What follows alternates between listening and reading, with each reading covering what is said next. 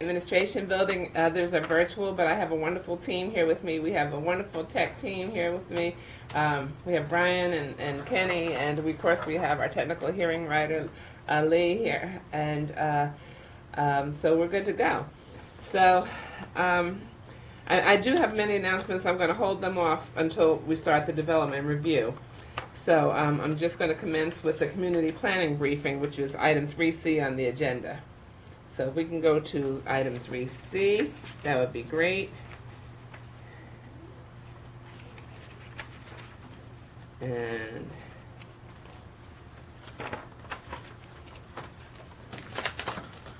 let me make sure, though, we have our attorneys with us today. So we have David Warner. David, are you present?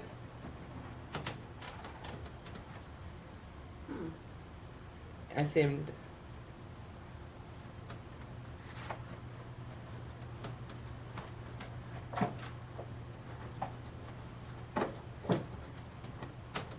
You know what? Let's unmute everybody. David, are you present? David Warner, are you present? Okay, I'm going to skip David for a second. Peter Goldsmith, are you present?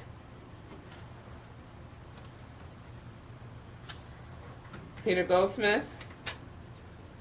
We need a timeout.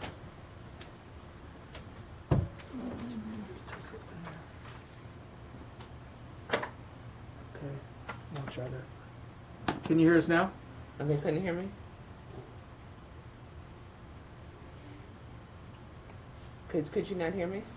That's what we're trying to figure out. Okay, so I'm told not everyone could hear me.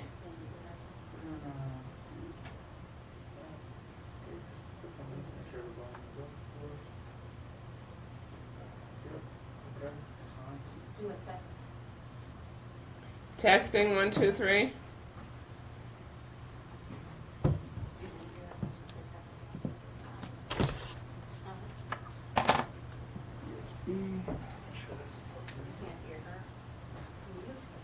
Oh yeah, they're sending. They can't hear me. Okay, hold on. Sherry's saying mute everyone. Mute everyone. They're like having private conversations. Oh, dear You me. can hear it all through the web. I don't know if you guys can Yeah, they're all texting that they can't hear me. hear.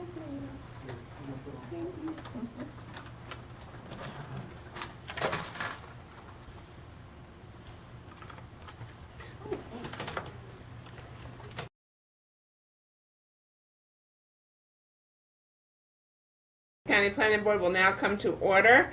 I am here located at the County Administration Building. I have this amazing team with me today. I have 2 technical hearing writers, with me. I have Lee and Marie with me. I have our fabulous tech folks here. We have Ryan in the house and Kenny over here who's working the PowerPoints, and we have the planning director and deputy director somewhere in the vicinity. So I am masked up, and we're all masked up, and we're good to go. We wish everyone a happy Thursday, and I'm going to do a check to make sure, see who we have in attendance. So I can see that we have, let's start with our legal counsel. We have David Warner. Are you present? Yes, I am. Okay, wonderful. Peter Goldsmith, are you present? Good morning, I'm here. Okay, wonderful. And I see we have Commissioner Washington present. Present. There we go. Commissioner Dorner. I'm here. And I'm loving your face. Okay, and Commissioner Giraldo. President. Okay, wonderful. Vice Chair Bailey is not present today, and I'll explain that a little later, but she is out due to the loss of her husband. So I'll come back to that during our moments of silence, but that explains to everyone why she's not present today. So we're going to start with item C, which is a community planning, neighborhood revitalization, and place-making section project update. And we have with us, let me check first, Fred Statura. Are you on?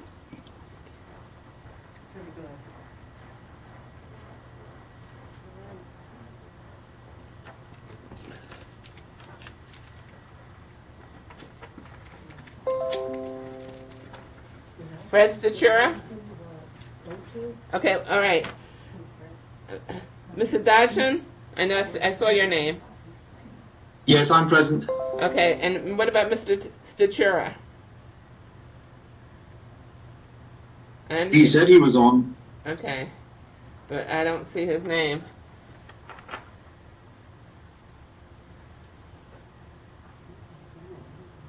Okay, so the planning director stepped out. Can we? Because he's presenting first, as I understand it. Mr. Statura, are you on?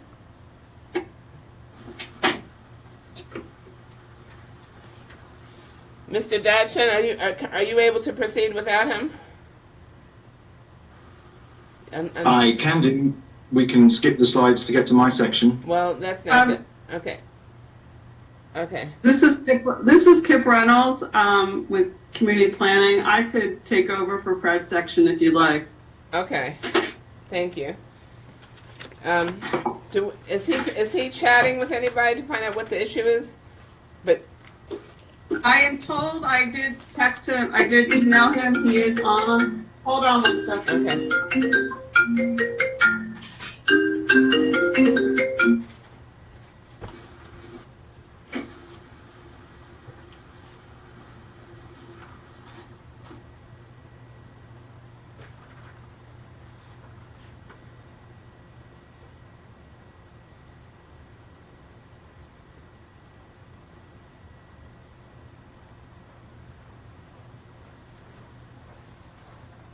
I'm sorry.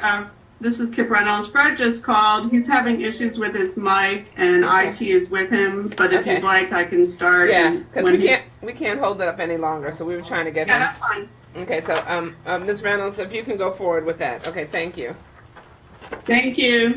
This is Kip Reynolds, Community Planning Division Chief. Thank you for the opportunity to speak today.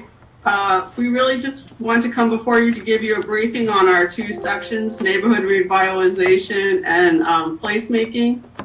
So that's the goal of today's meeting, is to give you a briefing on all the different projects that are currently ongoing. Okay. Next slide. Again, neighborhood revitalization is headed up by Fred Statura. He's the supervisor.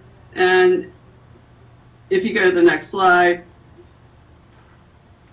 the goal of neighborhood revitalization is to assist communities and our municipalities and our partner agencies in implementing Plan 2035 and the various master plans. And we do this through a variety of programs in the neighborhood revitalization section. Next slide. Kip. Hi, Fred. Yes. Hi, I'm here in Jim's office. Okay. Okay, Fred. So you. Mr. Statura will take over, and Fred, you're currently on the PMAC slide. Okay, I'm sorry about the technical difficulties. Okay, no problem. But we got. No problem, We Mr. got it squared Statura. away. Let's go. Thank you. Okay, great. So as Kip stated, one of our main projects, one of our main programs is the Planning Assistance to Municipalities and Communities, the PAMC program. And you're pretty much aware of this because we periodically seek your approval for funding for some of these projects. But one thing we want to emphasize in this presentation is that neighborhood revitalization is more than just our PAMC program. It's a broader program where we do coordinate and liaise with DHCD, the municipalities, and various neighborhood groups. But one of the core programs is the PAMC program, where we do have basically a two-pronged type of program. One is where we provide in-house assistance, technical assistance, professional assistance to the municipalities and communities. And then we also, and those projects are approved, given our work program through the planning director. And then we have the portion that is approved by the planning board, where we have consultant-driven projects, and we assign a project manager from our staff. So these projects benefit the communities throughout Prince George's County. We have a application process. We solicit applications We work with the communities to define the scope so that they fall within the allotted budget that we have for each of these projects. And it's been a great success so far. We've done complete streets. We're doing a National Register nomination for Cheverly. We've worked with Streetscape with Suitland, Brandywine. So it's a very, very robust and active program. Next slide. Slide 5, please. Thank you. Another program that we have is our Sustainable Communities program, and we have been working with a number of communities on sustainable community renewal applications. So we basically formulate the renewal applications, assess what has been going on over the past 5 years, and seek to get these the status of sustainable communities reactivated or renewed over a period of time.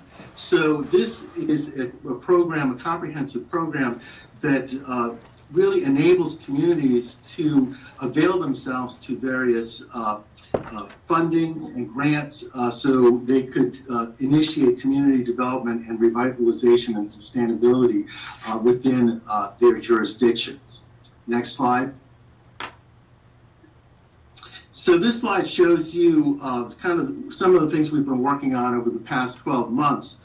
We have successfully gotten 4 approvals from the state on sustainable community renewal applications. We are awaiting an approval from the town of Landover Hills, City of New Carrollton. And right now we are working with the town of Upper Marlboro. Their sustainable community application is currently under review. And right now a work in progress is with the Riverdale Town of Riverdale Park. That sustainable community application is being worked on by staff.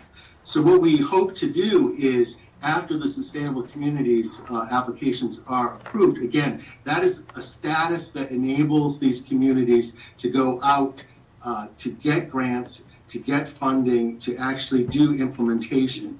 So we hope that our staff, after the application is approved, we will then assist in helping the communities actually get the funding so that things can actually be implemented.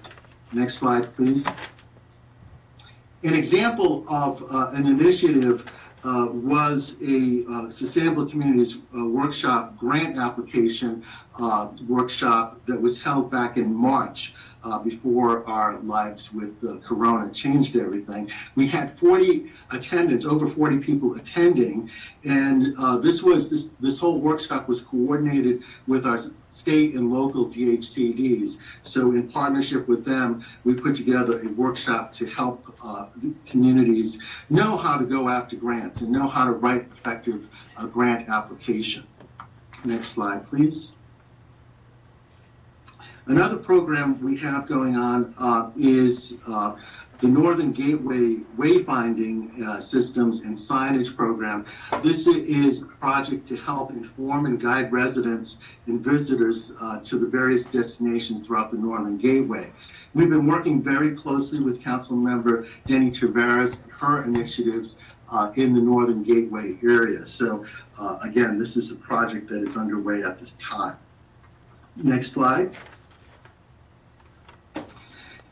Neighborhood revitalization has been involved for the past couple of years in working with the city of Mount Rainier on the NCOZ project, the Neighborhood Conservation Overlay Zone.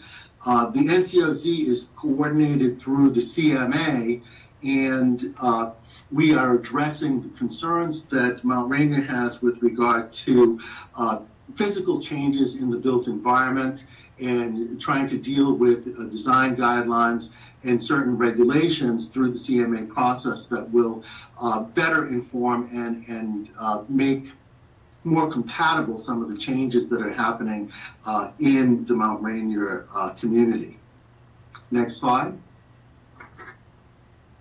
As you know, we had the county sponsored the TNI, Transforming Neighborhoods Initiative program. This program is still around. However, it's been rebranded and transitioned into the county's community relations program. So it's really expanded from targeted communities now to really the whole county. Prior to its rebranding or redefining, the TNA program, we worked on 2 pedestrian studies. One was in the Forestville TNI area, and the second dealt with the Suitland Metro Station and Silver Hill area. So these studies have been completed, and they've been transmitted to county and state agencies with the various implementation objectives that are set forth in this publication. Next. Thank you. Over the past 2 years, we've been working on the Fairmont Heights High School, the historic Fairmont Heights High School adaptive reuse study. And we've been working, again, closely with the community, with the Town of Fairmont Heights, with the Alumni Association, various stakeholders, as well as Councilmember Ivy's office. So this was a 2-part approach to this problem. The building is vacant and is a concern to the neighborhood. So we've addressed that through 2 studies. One was the Adaptive Reuse Economic Study, which was a consulting-driven project, and the second part is the Adaptive Reuse Feasibility Study, which was done in-house by our staff. We've made a number of community presentations on these studies and have met both with Councilmember Ivy, our planning director, with planning board chair Hewlett, and a number of other people to see how we can assist with some of the implementation objectives in moving that project forward. So anyway, this was a pretty large undertaking. It's a complex project because the building is huge. It's lost some of its historic integrity, although it's a designated historic site. And again, but it has lots of potential. As far as adaptively reusing some part of the building or the site, and also to interpret and memorialize the important history that school has, not only in the community, but the entire county and state and really nation, as far as some of the alums that came through that school that were involved in the civil rights movement and other types of initiatives. Next slide, please. Okay, a program that we're involved with most recently is known as PALS, the Partnership for Action, Learning, and Sustainability. As a matter of fact, this program, we coordinate, we have a project manager on staff that is the liaison with the University of Maryland. And PALS operates through the National Center of Smart Growth, and we had a PALS showcase just yesterday where student projects were highlighted and students made their presentations on the work that they did for this past semester. So we engaged with an MOU with the University of Maryland. We helped them develop these types of projects that have real world applicability so that students get to understand how planning actually does engage with the communities in real life, and also benefits us to some degree in the sense that they're projects, these are issues that we deal with on a daily basis and we try to address. So some of their work will inform some of our ongoing projects. So just yesterday, virtually we had over 60 attendees that participated in this PALS showcase, and this is the second such showcase that we've done. Next slide, please. This slide shows some of the types of projects that the students and our planning staff have worked on. The Aquasco Heritage Trail, which is a wayfinding type of thing, Largo Transit-Oriented Development Project, very interesting historic redlining in Prince George's County, Landover Mall Feasibility Study, looking at flooding impacts, and the last two were the ones that were presented yesterday. One was a tactical urbanism policy approach to various communities in the county, and the second is a makerspace in Prince George's County, which deals with underutilized industrial areas to try to engage those into a new economy in Prince George's County. Next slide. This is just a slide here again showing some of the students at the first community showcase that we had. Again, these showcases highlight the work of the students in the School of Planning at UMD. Next slide. And I believe that brings me to Adam and his placemaking section. Thank you very much. Thank you, Mr. Statura. Okay. Thank you, Fred, and thank you, Madam Chair and the Board, for this opportunity to speak with you about the placemaking section. My name is Adam Dodgson, and I'm the supervisor of the section, and I have a truly talented team of planners with backgrounds in architecture, urban design, landscape architecture, and GIS, which is really a well-rounded section with a wealth of experience in engaging communities and forging partnerships, and we're really excited about the future. Next slide, please. So really, our remit is to work to implement plan recommendations and to bring them to life, and I'll be explaining more how we're doing that over the next few slides. Next slide, please. Plan 2035 is currently undergoing its first 5-year review, and we look forward to bringing that to the board, the report to the board relatively soon. We're also working on implementing projects in the downtowns, which is really, of course, the key strategic investment policy in Plan 2035. And we're looking at those 3 plans in Largo, New Carrollton, and Prince George's Plaza for recommendations that we're able to implement. We're working with colleagues in IMD to look at how their 3D modelling work can enhance our projects and our engagement. And we're also carrying out some tactical urbanism projects, which are really short-term, smaller scale projects designed at providing people with meaningful connections to their environment, really through sort of cultural heritage and equity considerations. Next slide, please. None of this we can do without partnerships. They're crucial to our work, both in understanding how we can contribute and add value to other partners' work and how they can contribute to ours. And we're currently fostering really good working relationships with these agencies and others not pictured. Next slide, please. I just wanted to briefly look at Plan 2035 and that first 5-year review. We're focusing on the indicators in Plan 2035, looking at the current direction of travel and giving it some analysis. We're also working on looking at all of the recommendations in Plan 2035, speaking with staff both within the department and in agencies who have been responsible for really delivering those strategies, and we're checking on the progress of those, which will feed into a monitoring report and forthgoing evaluation. And there is also a dedicated Plan 2035 website where all of this will be hosted. Next slide, please. Really, the final thing to say about Plan 2035, a reminder of the main growth policy, central to delivering the strategy, bringing that transit-oriented development to those identified centres, and with an additional focus on the 3 downtowns. And part of the report you'll see coming soon, it also highlights the progress we're making toward that growth policy goal. Next slide, please. So just some of our current projects. We are out to getting scopes, getting responses back to all of these at the moment. The first to mention is Largo. It's a wayfinding, branding and placemaking strategy, and really that's a key recommendation in the Largo plan, but also was a recommendation from the 2015 Urban Land Institute study into Largo, and we should be getting that going quite soon because we're just having responses back from consultants now.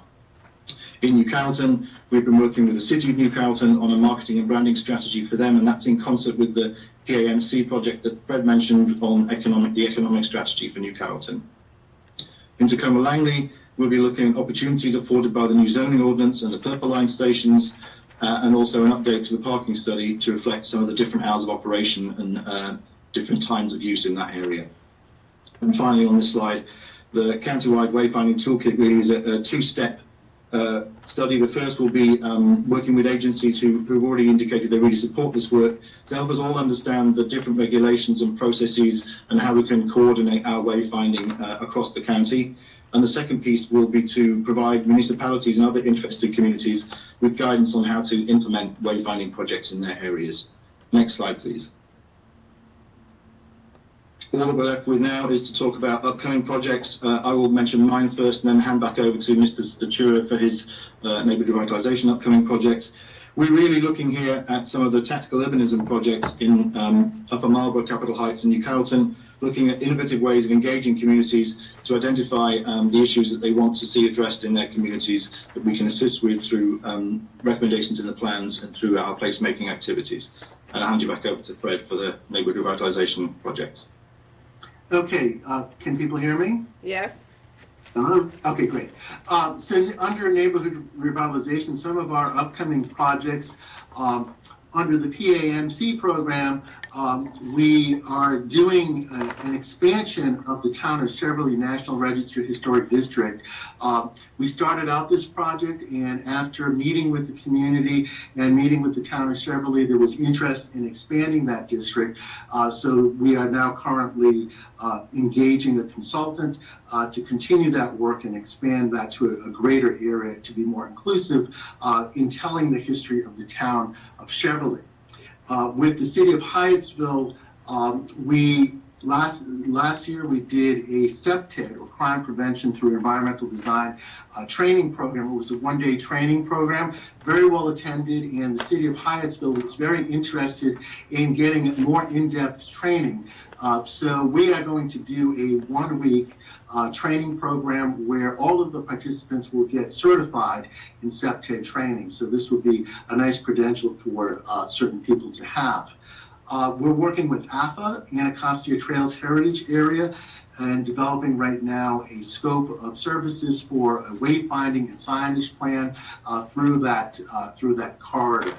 And with the town of Bladensburg, as Adam had mentioned, we're working with consultants for, we'll be seeking approval from you to work with consultants to do an economic feasibility study. And the same with the town of New Carrollton and economic development strategy as one of our PAMC upcoming projects. Also, we have been working with Councilmember Anderson Walker with the Henson Creek Transit Village study in the Fort Washington area.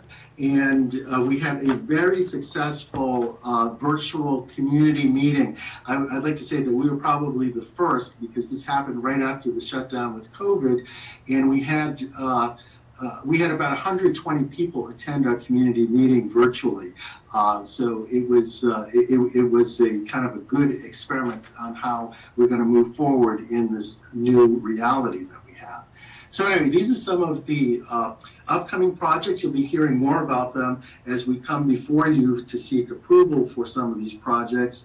And at this point, we'd like to, Adam and I would like to open up to see if there are any questions or comments. Okay, first of all, I'd like to thank you both, well, first of all, Ms. Reynolds, Mr. Statura, and Mr. Dodgson. We're very appreciative of the presentation, and it's very exciting that we continue to do really innovative things for the benefit of the residents and for our municipalities and for our established communities. So many initiatives for the benefit of Prince Georgians. So thank you very much for your presentations. Let's see if the board has any questions. I'm going to start with Commissioner Washington. No questions, Madam Chair, but I would also like to thank those presenting. It was a very thorough presentation. Okay. And also, okay, so let me see if Commissioner Dorner, do you have any questions? No questions. I'm glad that we do this just because other municipalities and local authorities don't always have the same level of staffing that we're fortunate to have and the same expertise in-house. So I think this is extremely helpful in a nice way that we can coordinate across jurisdictions, and I'm glad that we're doing this. Okay. Commissioner Giraldo? I certainly appreciate the collaboration. I just have one question. I'd like to know what community planning or revitalization is going on in the Glass Manor section of Prince George's.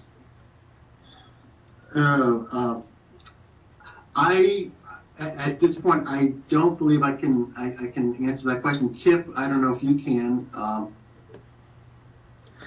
Hi, this is Kip Reynolds. I don't have any knowledge of any ongoing work in that area by community planning, but that is something we could discuss with DHCD, because they also, through their programs, they have a lot of revitalization programs through the community block grants. And so we can certainly follow up with them on this matter.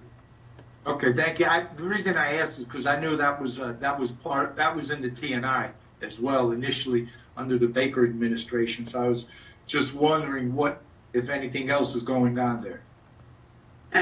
And DHCD has been very active lately in focusing some of their grants and community block grants to some of these communities. So certainly we can follow up with them. Okay. Well, thank you. Okay, were there any other questions? Again, we'd like to thank you so very much for keeping us posted. It's just exciting. And I don't know how many jurisdictions have the wherewithal, as Commissioner Dorner said, to do all that we do. We thank you for your initiative and stick-to-itiveness for keeping it going. And I like the fact that you also had the 60 attendees in yesterday's PALs. I mean, we're keeping it moving. Keeping it moving. So thank you so very much. Okay. Thank you. Thank you. Okay. So moving on from the briefing, I'm going to start with my announcements. I've already indicated that we have the near full complement of our planning board. We are missing Vice Chair Bailey. And I think I'm going to just go forward with my announcements now. So, as indicated, I'm Elizabeth Hewlett, Chair of the Prince George's County Planning Board of the Maryland National Capital Park and Planning Commission. And as you may have gleaned, the Planning Board is in session for its Thursday, May 7th, 2020 meeting. In an abundance of caution resulting from the global spread of the COVID-19 virus, this is the Planning Board's 7th virtual meeting. So we've been doing this for just about 2 months, utilizing online, phone, and video capabilities. I would say that during these challenging and unprecedented times, the Commission remains steadfastly committed to promoting a safe and healthy environment for our public, for our staff, for the applicants, and for our many stakeholders, while continuing business operations to propel Prince George's County forward. I'd like to take a moment to remind everyone of the participation guidelines for our hearings. Obviously, there's speaker pre-registration. All participants must pre-register by 10 a.m. on the Wednesday before the planning board meetings at pgplanningboard.org. pgplanningboard.org. All materials must be submitted also by 10 a.m. on the Wednesday before the meeting via email to the planning board office. That email address is pgcpb, Prince George's County Planning Board, pgcpb@mncppc.org. So the speakers and the comments and the materials and documentation must all register and or be submitted by 10 a.m. on the Wednesday before the planning board meeting. The registered speakers and presenters connecting through the computer, tablet, or smartphone can join the meeting with the link thus provided via email from the planning board office after you have registered. Online participants may be prompted to install GoToMeeting software in order to participate in the process. To listen or participate in the meeting using a phone line, participants may dial the call-in number provided via the email. We ask that all participants mute your phones when not speaking, and please do not put your phone on hold. To eliminate any audio feedback, please have only one connected device with sound in the room at the same time. Now, others who are not pre-registered can continue to watch our planning board meeting streamed live at http://mncppc.iqm2.com. Persons of record. If you wish to become a person of record, you may sign up on our online web form by using pgplanningboard.org.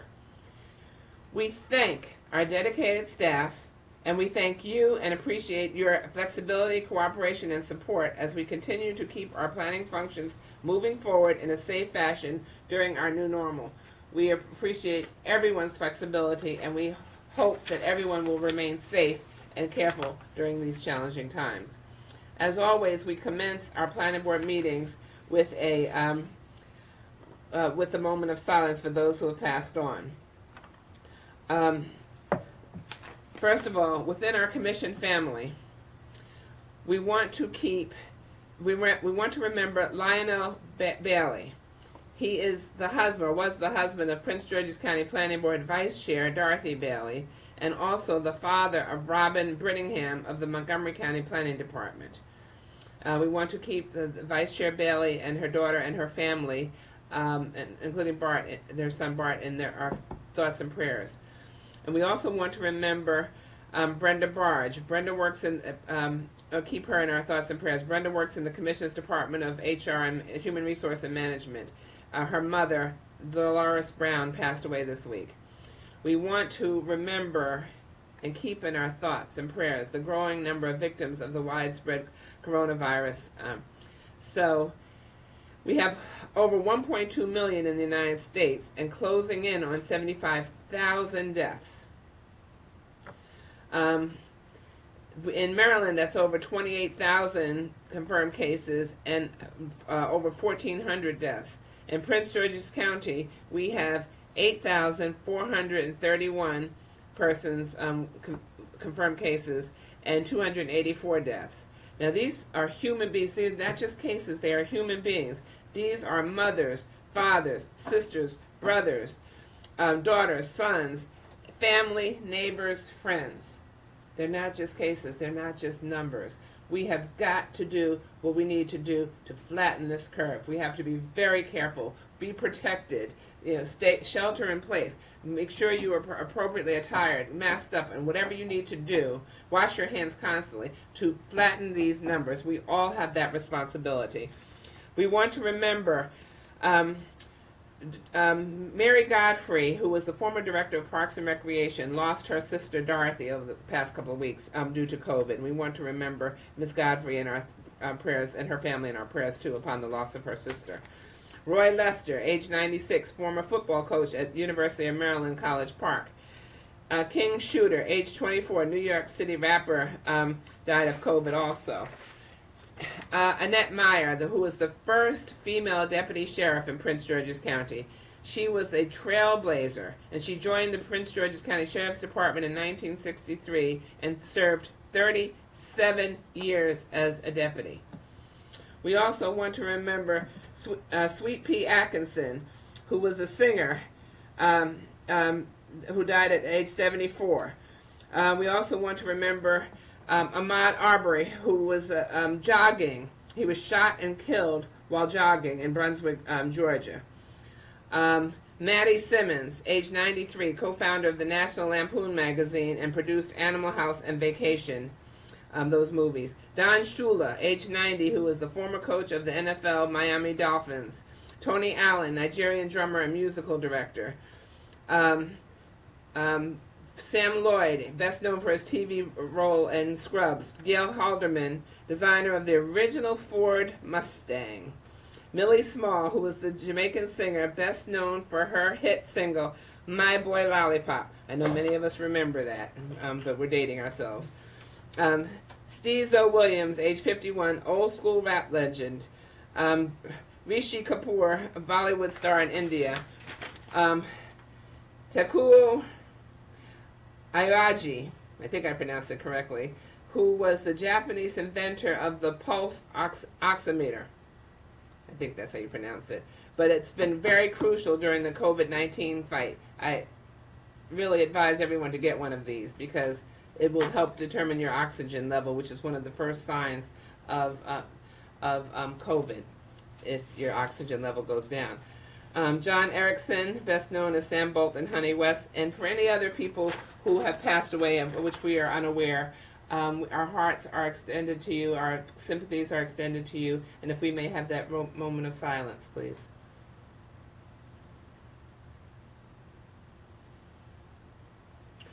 Thank you. Once again, we are now in the month of May, and it is Asian American Pacific Islander Heritage Month. We celebrate and honor everyone of the Asian American Pacific Islander background and thank them for their many contributions. It is also Jewish American Heritage Month, and we celebrate everyone from every nationality, every ethnic background, every faith, religious background. So we want to acknowledge all of those from the Jewish American heritage. It is also Military Appreciation Month. We always want to thank our military. It is Lupus Awareness Month, ALS Awareness Month, Mental Health Month, which has never more significant than during this COVID time when it's very, very depressing. It is National Fitness Month, and it is Homeschooling Awareness Month. And if ever people were aware of what goes on in homeschooling, it is during this COVID crisis. And it is time for us to really thank our teachers who step up to take care of our kids, because now everyone's getting a taste of what our teachers go through. It is Get Caught Reading Month, National Bike Month, and Older Americans Month. And some of us are grateful for that too. On May 7th, 1941, big band leader and jazz composer Glenn Miller recorded his famous hit, Chattanooga Choo Choo. Also in 1945, the Brooklyn Dodger manager Branch Rickey announced the formation of the Negro Baseball League, which he knew was going to be a tunnel forming to break the color barrier for Major League Baseball, which he then did later on that year by signing Jackie Robinson to become the first African American baseball player to integrate the major leagues. So thanks to Branch Rickey for recruiting him. Now, finally, it is PTA Teacher Appreciation Week, and May 11th through 15th, it is Virtual Fitness Week. And we have tons of activities posted on our PG Parks website for virtual fitness that everyone can do at home. It is time for us to get fit, and some of us are coming along kicking and screaming, but we can do this. And finally, we want to take a moment to salute our frontline healthcare workers who have been our heroes during the COVID-19 crisis. On Saturday, May 2nd, Maryland declared Healthcare Heroes Days, and you may have seen the Navy and the Army flyovers that were just magnificent. And yesterday, May 6th, was National Nurses Day. We certainly acknowledge and thank our nurses as well, and our doctors. And next Tuesday will be International Nurses Day, and this is National Nurses Week. So we owe a debt of gratitude and appreciation for every nurse, doctor, specialist, physician's assistant, medical professional, hospital staff member, first responder, EMT professional, and volunteer. So take a moment to call or send a message to your healthcare heroes in your life. And with that, I'm also going to say we want to make sure that you see the census logo in front of you. Prince George's County is finally inching up, but we are still in last place of the major counties over 150,000. It is imperative that you complete your census. It is only 9 questions. 9 questions that you can complete in 5 to 10 minutes max. And it's going to impact the distribution of federal funding for 10 years. So in Prince George's County, we only have a 57.7% response rate at this time. This money will help with hospitals, with testing requirements, how many tests and vaccines are needed in the county. It is imperative that we complete that census. So we encourage you to complete it, and we encourage you to then encourage your neighbors and friends to complete theirs. So you can do it in 5 to 10 minutes at my2020census.gov, my2020census.gov, or you can call 1-844-330-2020. It is as simple as that. And finally, the Department of Parks and Recreation continues its grab and go program. We have a dearth of food in this county. And actually all over the nation, and probably I suspect the world. But there are many, many people who are literally starving, who have no food, who have no way to feed their families. I would suggest that you donate to the Capital Area Food Bank or some such entity to help ensure that food is provided to all of the residents of Prince George's County. So again, our Department of Parks and Recreation is providing lunches and food to people throughout the week, every Monday, Wednesday, and Friday from at various sites from 12 to 2 p.m. Marlow Heights Community Center, Oak Crest Community Center, Glen Arden Community Centers. They're called grab-and-go lunches. But this Friday, tomorrow, they're doing grab-and-go lunches and grab-and-go play because they're going to have free play, recreation, leisure materials for kids age 5 to 18, jump ropes, art, kids, games, and things like that will be distributed along with the lunches. So with that, I have completed my extensive remarks, I think, except to say that, as always, we wish a beautiful, thankful, amazing Mother's Day to all the moms, the grandmas, the bonus moms, the village moms, the mom figures, and to everyone who has ever stepped up in a mom-like way, and that includes some dads. Can we say Happy Mother's Day to everyone? If ever you deserve to be recognized, you do now. So thank you so much. And without further ado, Happy Mother's Day. Happy Mother's Day. there we go. So wonderful. So thank you. And without further ado, we're then going to proceed to our draft resolutions. Now, I have,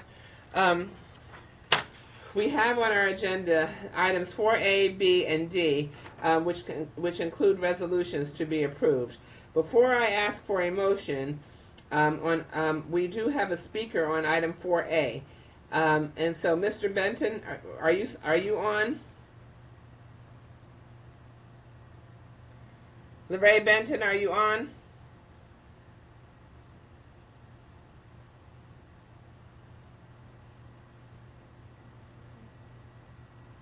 I'm here.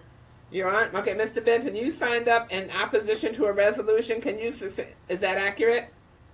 Yes. Okay, can you tell us succinctly why you're opposed to the resolution and how it differs from what the action that we took? Because let me just say this.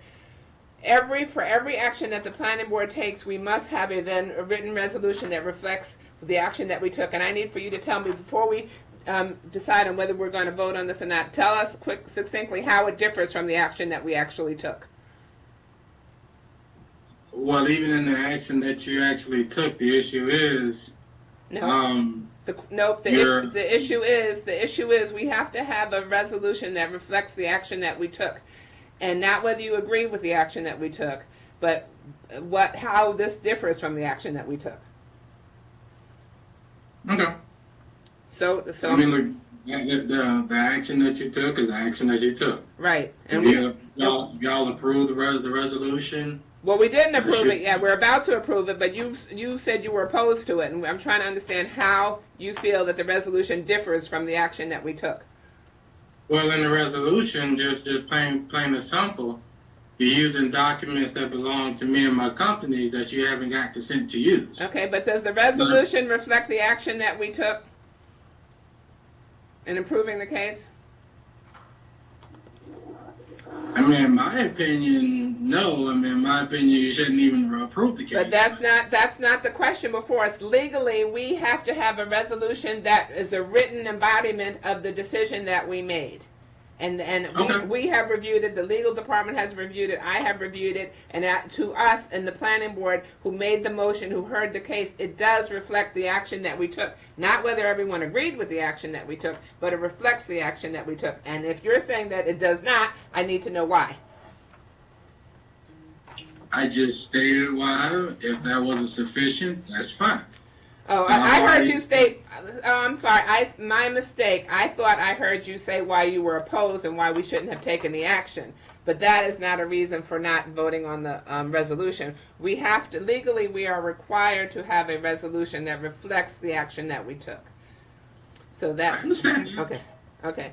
So, and if you haven't, I haven't heard anything to the contrary that it does not reflect the action that we took. Is that accurate? I'm not going to confirm or deny that, but I'm opposing to that. So, I mean, okay, thank you. I've already stated my objection on the record. That's suffice for right now. Okay, yes it will. Okay, thank you. So, having heard no indication that the proposed resolution on the agenda for today conflicts with the action that we actually took on the Planning Board, Woodmore Overlook Commercial, then is there a motion? For the Madam consent Chair, agenda. Commissioner Washington here. After consideration of the record for items numbers 4A, 4B, and 4D, I move adoption of the staff findings and approval of the items on the consent agenda in accordance with the recommendation of staff. Commissioner Giraldo seconds that motion. Okay, so I'm going to call for the vote. Commissioner Washington, Aye. Commissioner Dorner, Aye. Commissioner Giraldo. Aye. The ayes have it. Thank you so much. It's 4-0. Okay. So next and we're going to proceed in this order actually. So let me say this. We're going to go with items. Next we're going to go with items 5, 6, 7, 8, 9, and 10. We may break, depending on how we're doing, we may break around 1-ish for lunch. And of course we have the joint council hearing on the park and planning budget today, so we'll be breaking for that as well.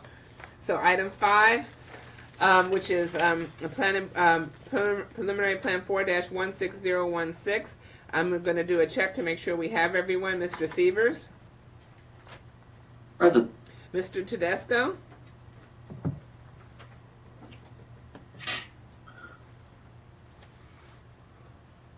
Mr. Tedesco. Mr. Tedesco. Can you hear me, Madam Chair? Yes, we can hear you now. Sorry, No problem. We muted you. Can we, Kenny? Can we unmute everybody for this part while we check in? Okay, Chuck Schneider. Present. Okay, Mr. Masog. Present. Mr. Ryan. Present. Mr. Lenhart. Present. Mr. Sanjay. He had to drop off. Mr. Jignesh Patel should be on. Okay, thank you. I'm here. Okay, thank you. Okay, I might have gotten that wrong. Okay. So what is the name? Jignesh. Okay, Patel. Okay. Okay, thank you. Yeah. Okay. Okay.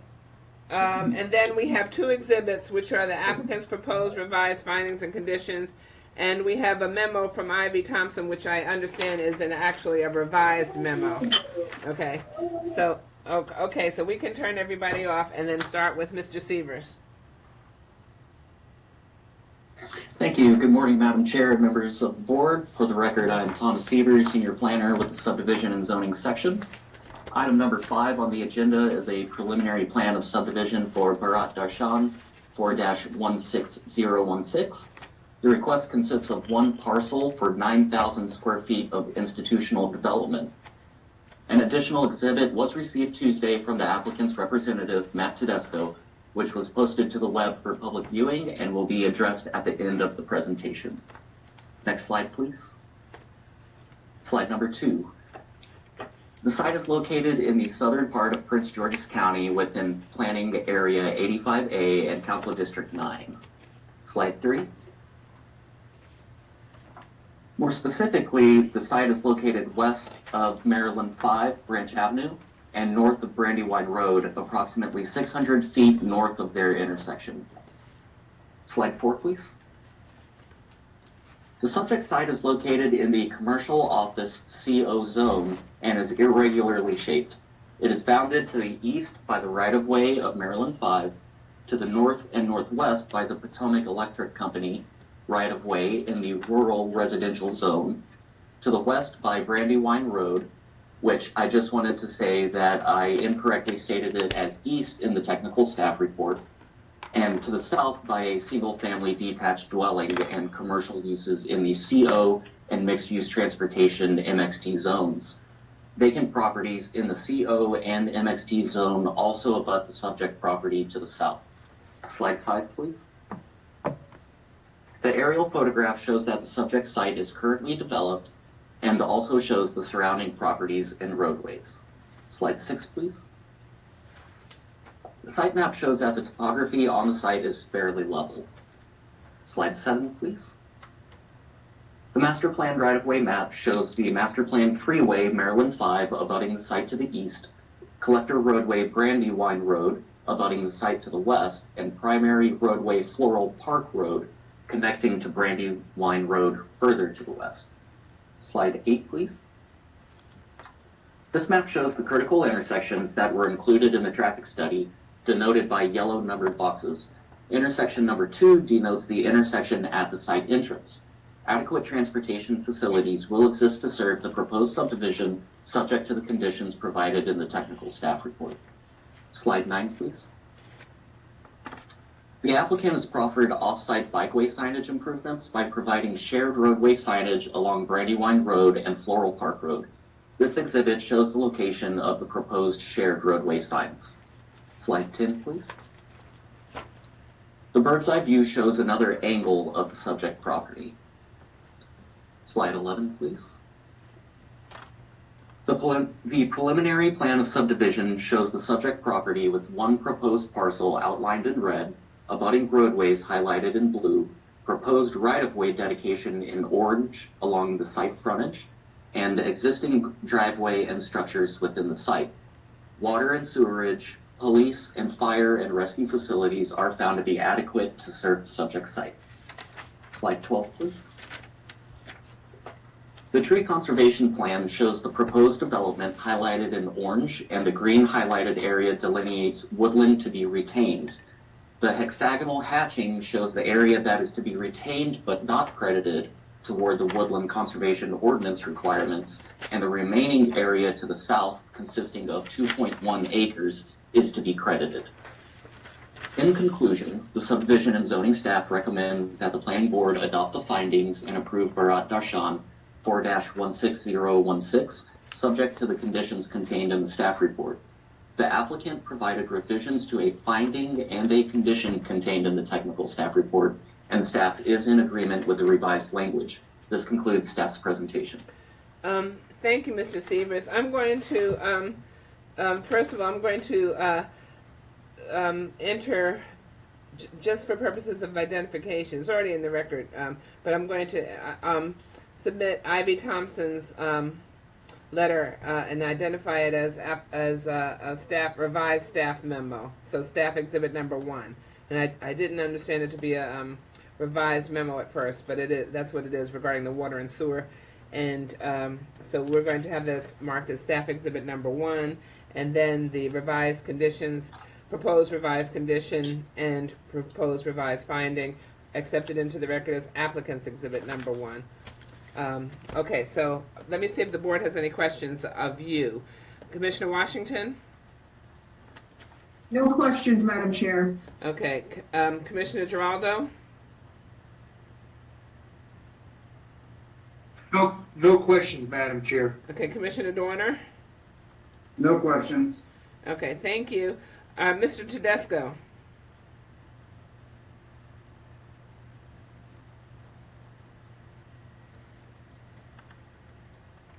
Hold on a second.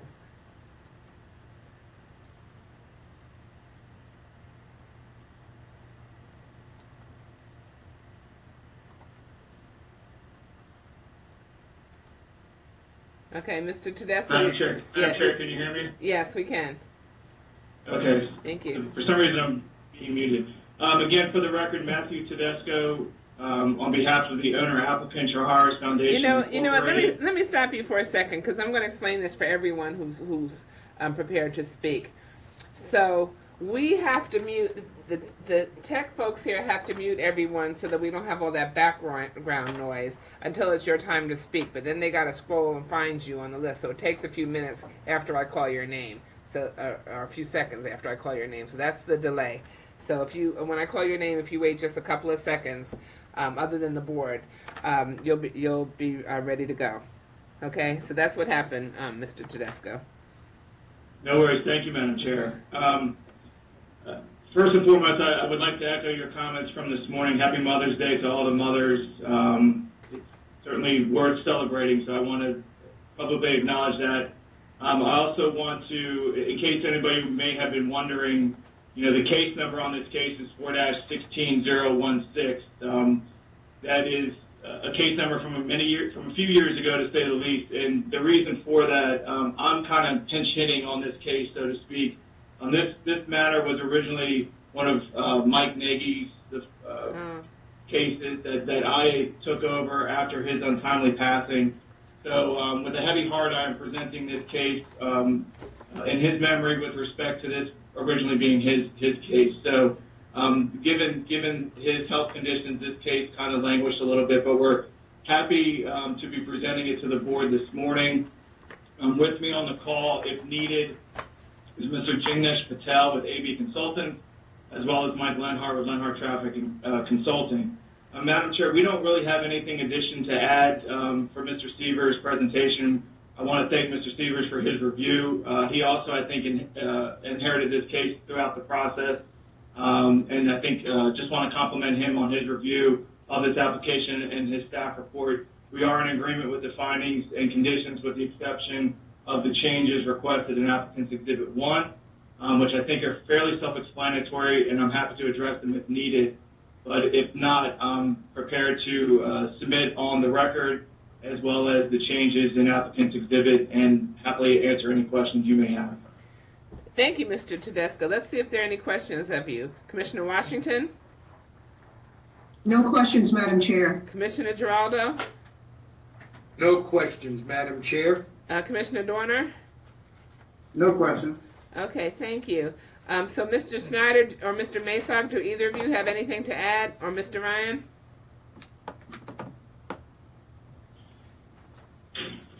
This is Tom. I have nothing to add. We agree with the changes to the findings and the recommendations. Okay, and Mr. Schneider? I agree with the changes. Okay, we're good. And so I'm assuming, Mr. Masog, you spoke for yourself and Mr. Ryan. Okay. This is Mr. Ryan. I agree with the changes. Okay, perfect. Okay, so if there's nothing to add, I'm ready for a motion. Madam Chair, this is Commissioner Washington. I move that we adopt the findings of staff in addition to the revised finding as outlined in applicant exhibit number 1 and approve preliminary plan 4-16016 and TCP 1-006-2020 along with the associated conditions as outlined in staff's report and as further revised by applicant exhibit number 1. This is Commissioner Giraldo. I've seconded. So we have a motion and a second. I'm going to call the roll. Commissioner Washington? Aye. Commissioner Giraldo? Aye. Commissioner Dorner? Aye. The ayes have it 4-0. Thank you very much. Mr. Tedesco, I am glad you picked up the banner from Mr. Nagy. He continues to be sorely missed. So thank you. I don't know if he said anything. Did you? I'm sorry. Yes, I said thank you, Okay. and it like I said, I appreciate the vote on the action, and we certainly do miss Mike. Yes. Thank you. I'll always have a special memory of him. I'm gonna leave that one alone. Okay. A special October memory. Okay. We're going to move on to item 6, which is detailed site plan 16037-01 Brooks Drive property. I'm going to check to make sure we have all the parties. Mr. Bassi? Present. Ms. Kosak?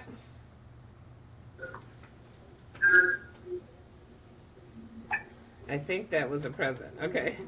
Mr. Horn?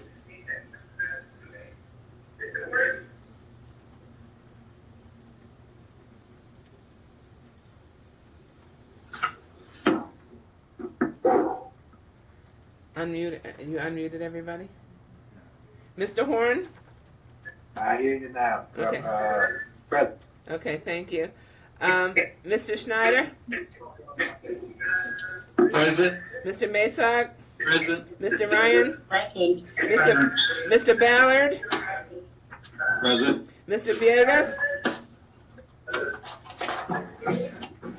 Mr. Villegas? Okay. Well, Mr. Villegas will not. Okay, Mr. Ballard, you got it covered. Okay, there for Rogers Consulting. Okay, Mr. Kennedy. Mr. Kennedy. I'm here. Okay. Did I see Mr. Curry on that one too? I'm here. Okay. Yes, I'm here. Okay. All right. Good. That concludes my sign-up list. Okay, so I'm going to turn it over to Mr. Bassi. You're good. All right. Well, thank you, Madam Chairwoman. Good morning. Good morning. Members of the Planning Board. For the record, I'm Adam Bassi with the Urban Design Section. Before you, this case is item 6. It's a detailed site plan revision, DSP-16037-01, for the Brooks Drive property. This revision proposes the development of a 5,619 square foot food and beverage store, a Wawa specifically, and a gas station in lieu of a previously approved 36,185 square foot food and beverage store, which was a Lidl grocery store, on a portion of the subject property. Slide 2, please. The subject property is in Planning Area 75A, Council District 7. Slide 3, please.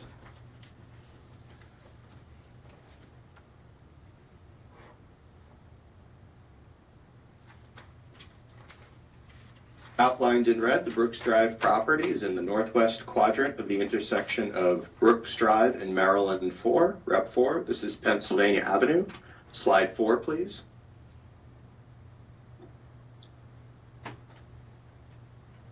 The property is in the multifamily high-density residential zone. That's the R10 zone, and as provided on page 5 of the staff report. There are 2 approved council bills that do permit business advancement and food access infill uses in the R10 zone under certain circumstances. The project proposed by this DSP revision does meet that criteria. Next slide, please.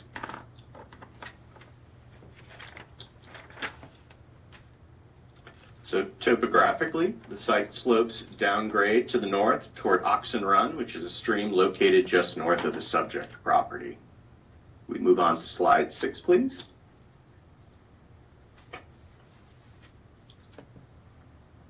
So Pennsylvania Avenue, shown here in purple, is classified as an expressway, and it abuts the southwest side of the property.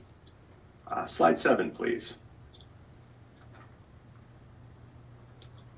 So as we see in the bird's eye image, the property has already been cleared and upgraded for development in accordance with the original DSP approval. Next slide, please.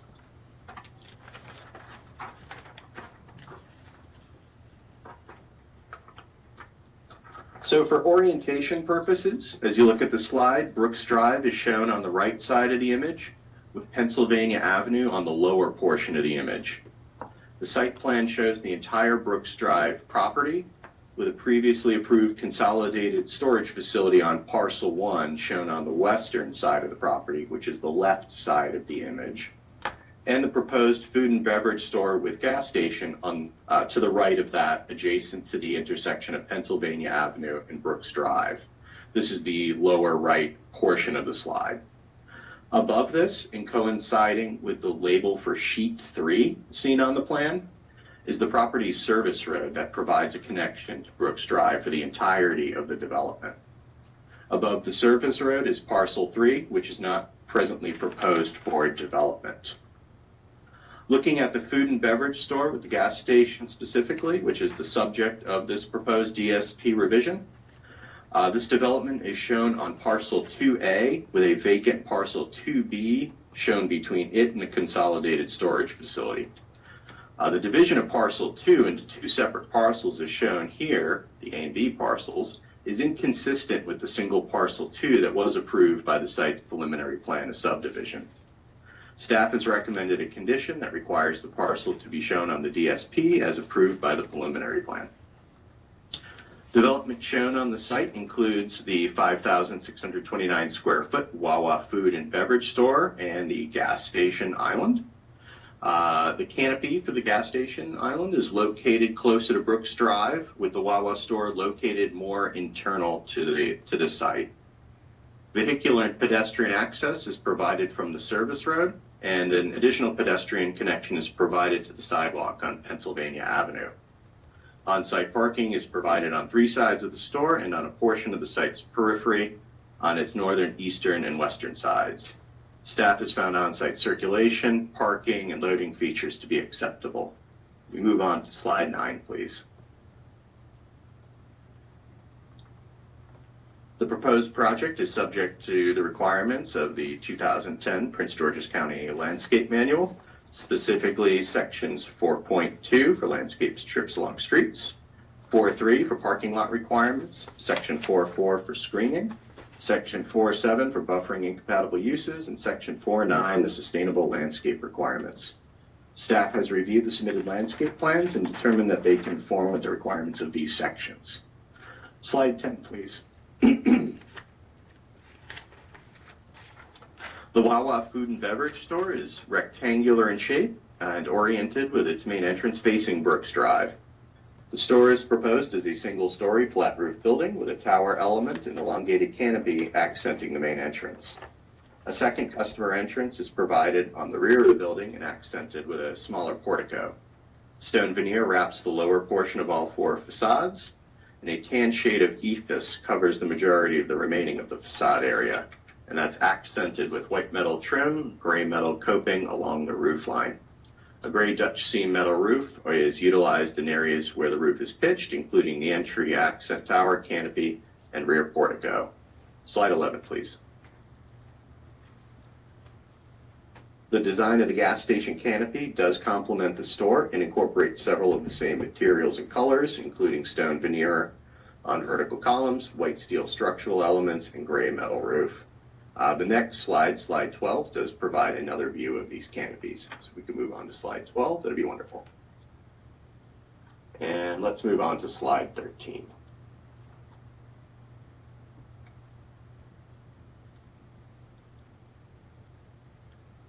Building-mounted signage for the store and gas station are provided, as is a single freestanding monument sign. With the exception of the monument sign, staff review found the signage provided to be acceptable. In respect to the monument sign as proposed, its height is 20 feet, but condition 1L of the original approval of the DSP limited the height of the monument signs on site to be no more than 15 feet. Staff has included a recommended condition of approval for the height of the monument sign to be reduced accordingly. The detailed site plan revision proposing the 5,619 square foot food and beverage store in combination with a gas station does conform with the applicable requirements of the zoning ordinance as reviewed by staff and subject to the conditions recommended in the technical staff report. It is our understanding that the applicant's team is in full concurrence with the findings and conditions of the staff report. In conclusion, staff is pleased to recommend the Planning Board to approve DSP 16037-01 and its TCP2, which is TCP 2-005-2016-02, with the conditions included in the technical staff report. This concludes our presentation. Thank you.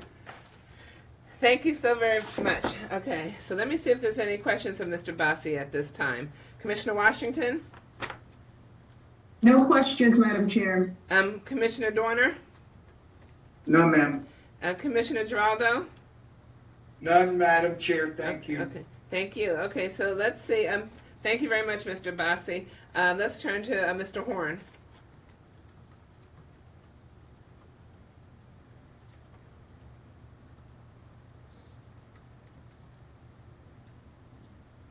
Hold on, Mr. Horn. Did you see him? We see him? Number 3. Can you hear me now? Yes, we can hear you. I don't know why you're so muted Okay. there, though. Okay. Okay. Good morning, Okay. Madam Chairman, members of the planning board. For the record, Arthur Horn with the law offices of Sheffield Horn in Largo, Maryland. Very pleased to with you all this morning representing Oakcrest West LLC and its representatives, Mr. Kevin Kennedy and Julian Curry of the micro company, and our civil engineer, Mr. Ballard from Rogers. Okay, Mr. Horn, let me stop you for 1 second. Mr. Horn, can everyone else please mute yourself? Thank you. So we don't have any feedback. Thank you. Mr. Horn, you can continue. Well, thank you. I just wanted to thank Mr. Bassi, who certainly did a very, very thorough job of the application and explaining that the applicant, in this case, we do agree with the findings, the facts, and conclusions with no changes. This is a wonderful example of the business advancement and food access infill that the council was trying to do to try to bring businesses into a lot of residential areas and also provide food for them. And the DSP originally, the 07, was approved back in 2017. And as indicated, that the consolidated storage facility is there, and this is phase 2 of the overall development in that area, and it's going to provide not only the convenience of gas, but the Wawa's food and beverage that is proposed for that site is going to provide a relief for some of the people in the area who don't have food and beverage accessible to them in that walkable area. So we're very pleased to agree with, again, the findings of facts and the conclusions of the law in this case, and ask the board to support it. Okay. That's it? Okay. Let's see if there are any questions of Mr. Horn at this time. Okay. Commissioner Washington? No questions. Commissioner Dorner? No questions. Commissioner Giraldo? No questions, Madam Chair. Okay. So, so all of your speakers on this matter are just if there are any questions, you indicated, right? Okay. That's correct. Okay, and same thing with Mr. Schneider, Mr. Masog, and Mr. Ryan, only if there are questions, correct? I think that's correct. Correct, yes, Okay, Madam Chair. Thank you. So let's see if there's a motion. Madam Chair, this is Commissioner Washington, and I move that we adopt the findings of staff and approve DSP-16037-01 and TCP 2-005-2016-02, along with the associated conditions as outlined in staff's report. We have a motion? Yes, Madam Chair, this is Commissioner Giraldo. I will second that motion. Okay. We have a motion and a second. Is there a discussion? Hearing none. Commissioner Washington? Aye. Commissioner Dorner? Aye. Commissioner Giraldo? Aye. The ayes have it, 4-0. We're going to move on. Thank you very much, everyone. We're going to move on to the next item, which is item 7, detailed site plan 18020, Cambridge at Westphalia. I'm going to check and make sure we have all the parties. Mr. Burke, are you present? Present, Madam Chair. Okay. Ms. Kozak? Okay, I think that's just, she's just there as the supervisor. Okay. Mr. Horn? Okay. Mr. Horn? You see him? You have to unmute him. I'm present. Okay, Can thank you hear you. me? Yes, we hear you now. Ms. Finch? Okay. Kim Finch? Present. Present. Thank you. Mr. Burton? I'm here. Good. Mr. Ryan? Present. Okay, again, Mr. Lenhart? Present. Mr. Speech? Present. Mr. Gordon? Present. That concludes my sign-up list. So with that, I'm going to turn to Mr. Burke. I would also mention that we do have applicants' revised conditions, and we'll have that just marked as applicants' exhibit number 1. Thank you. And Thank you, Madam Chair. Good morning. Such, yeah. And members of the Planning Board. For the Good record, morning. I'm Thomas Burke with the Urban Design Section. The project before you, listed as item 7 on the agenda, refers to detailed site plan DSP 18020 for Cambridge at Westphalia, which includes Type 2 Tree Conservation Plan TCP 2-002-2015-01. The applicant is seeking approval of a detailed site plan to redevelop parcel 1 for warehouse and office space in the MXT zone. This application also requests an amendment to conceptual site plan CSP 11003 to eliminate the previously proposed 325-unit multifamily residential development.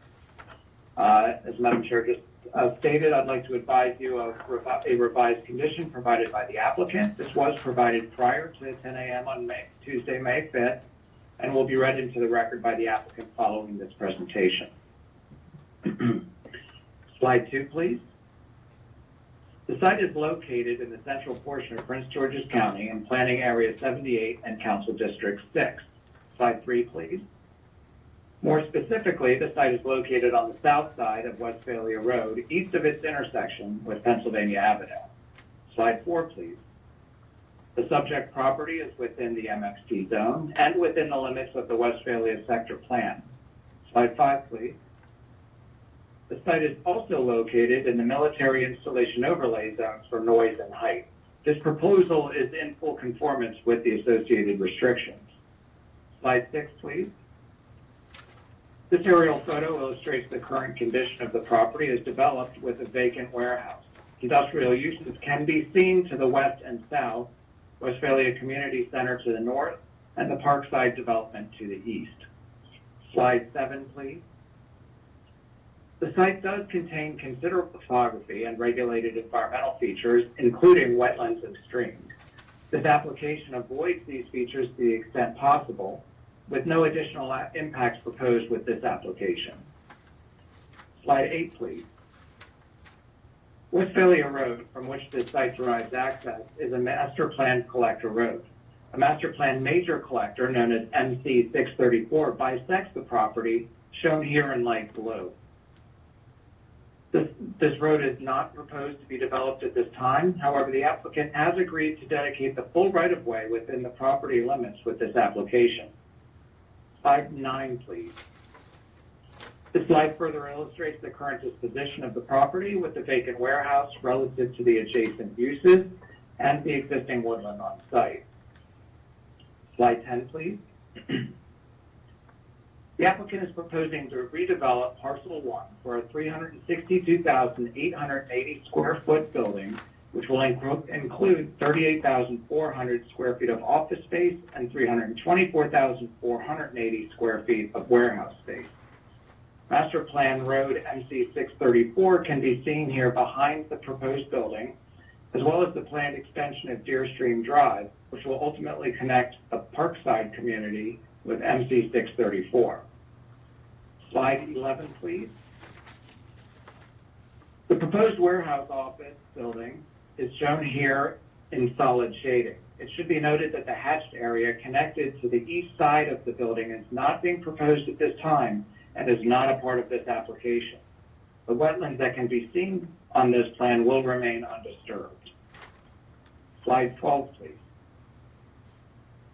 The building will be approximately 42 feet in height. The main entrance is distinguished with blue illuminated two-story metal trim, which wraps around the northwest corner of the building.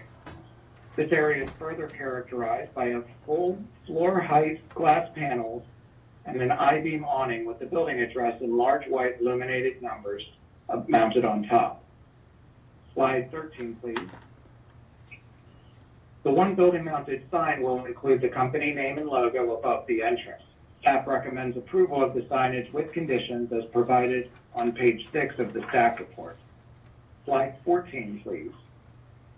The facades will be primarily constructed of two-tone gray concrete panels on 3 sides and 4 tones of gray concrete panels with a mosaic pattern on the west side and partially on the north side, which will be visible to patrons entering the site.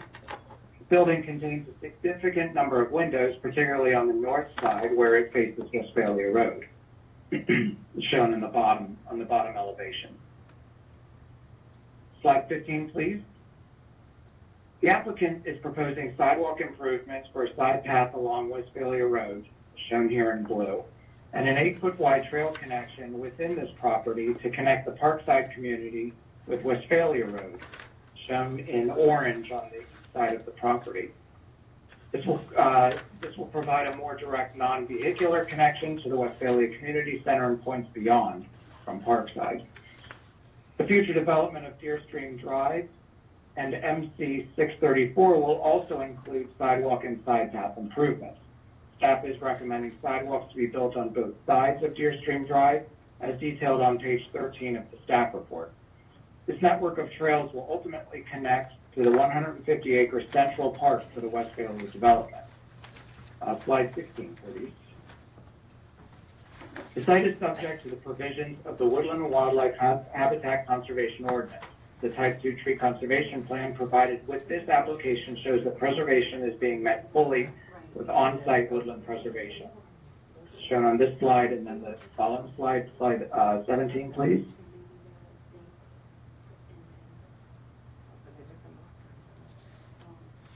And slide 18, please. The landscape plan demonstrates conformance to the requirements of the landscape manual through the retention of existing vegetation and by providing plantings where required. All buffer requirements are being fulfilled with this application. Slide 19, please. Subsequent to the publishing of the staff report, I provided a referral with comments, including concerns over the location of the entrance to the site. Due to limited site distance on Westphalia Road, DPI is requiring that the entrance to the site be shifted east. The applicant responded with this exhibit showing an agreed upon realignment of the access shown in green versus the original access shown in red. This results in a revised condition which the applicant will read into the record.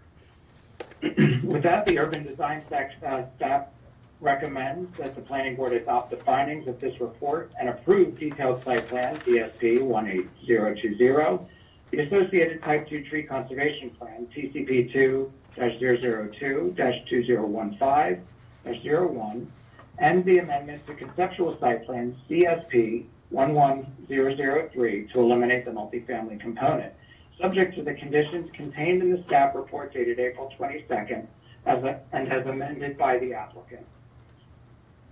Okay. This concludes staff's presentation. Thank you. Okay, thank you, Mr. Berg. Let me see if there are any questions. Commissioner Washington? No questions, Madam Chair. Commissioner Dorner? Yes, can you go back to slide 15, the pedestrian network graph? So the trail that's on the, or I guess that both of the trails, the one that's on the east side of the property, are those going to connect together? Because it doesn't show that the proposed trails are going to connect together, and I don't know if that just sort of extends south from there or how they're going to connect. Yeah, thank you. This is Tom Burke. The trail, it does not show the connection on Deerstream Drive, and that was actually a condition of, one of the conditions of approval. So yeah, where the cursor is pointed now is Deerstream Drive, and there will be a connection that will connect that trail to the MC 634. And then ultimately that MC 634 will meet up with Westphalia Road off site, and there will be trail or side path connections at that junction there. But it currently, so it shows that orange trail on the east side within the property, and then that at Deerstream Drive veers east and connects up directly with the Parkside community. Okay, so it will kind of loop back up then to 634? That's correct. It will loop. It'll meet up with 634 both at the junction with Deerstream Drive and where 634 will intersect with Westphalia Road. Okay, great. Thank you. You're welcome. Okay. No other questions. Thank you. Commissioner Geraldo? I have no questions, Madam Chair. Okay, thank you. Mr. Horn?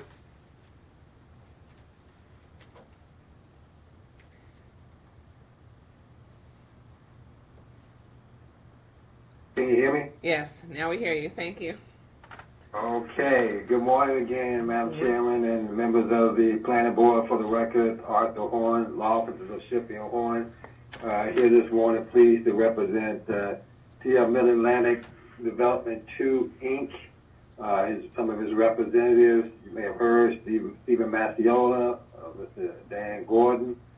We have with us from Bowler Engineering, Mr. Nick Speak, and Myra Gandler, and our traffic consultant from Linhart Traffic Consultants, Mr. Michael Linhart, is on board.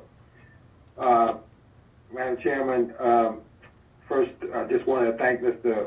Burke for a tremendous presentation, and this case and this property is probably fresh in the minds of the planning board because just 2 weeks ago we were here for the preliminary plan of subdivision.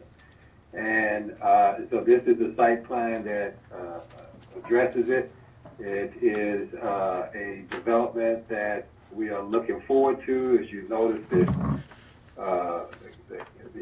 name of the proposed tenant was listed on the building. Looks like everything is ready to go. As Mr. Burke mentioned, there was a last-minute request by DPI to relocate the entrance to the site, which, again, the applicant does not disagree with. We do have a proposed change to condition 1M at the language, and I believe you all have that in front of you. Yes, we've labeled that applicant's exhibit number 1 and accepted into the record as identified. And the substance of the condition doesn't change, except what it does is it allows for the flexibility of DPI and the applicant to determine exactly where the entrance will be. The applicant and DPI have considerations to make. One, how much of a decel lane will you need? In actuality, the traffic for this project is at least 30% less than it was when you previously approved multifamily at this location. And then shifting the driveway east, which is fine with us. We can't go beyond a certain point because of environmental concerns is one issue, and second, community concerns as far as the access to the site. So we will work closely with DPI in determining what would be the appropriate location for that. So that's not going to be an issue. And one last thing I want to say is as we may recall from 2 weeks ago, we did not change condition 1J, and that condition from the preliminary plan is the same condition that's in the detailed site plan. And we, again, I just want to state publicly that, as Mr. Burke indicated, that the applicant in this case is simply dedicating MC 634, and that we will be showing the conceptual cross sections on the roads associated with that Deerstream and the sidewalks to the MC 634. It's just a dedication and just being able to show it on the plans, and we will agree to do that for sure. So having said that, Madam Chair, with the one change that's proposed in the applicant's exhibit 1 with the condition M, we ask the board to support the findings of facts and conclusions as set forth in the staff report. Okay. Thank you, Mr. Horn. Let's see if there are any questions. Commissioner Washington? No questions, Madam Chair. Commissioner Dorner? No, ma'am. Commissioner Giraldo?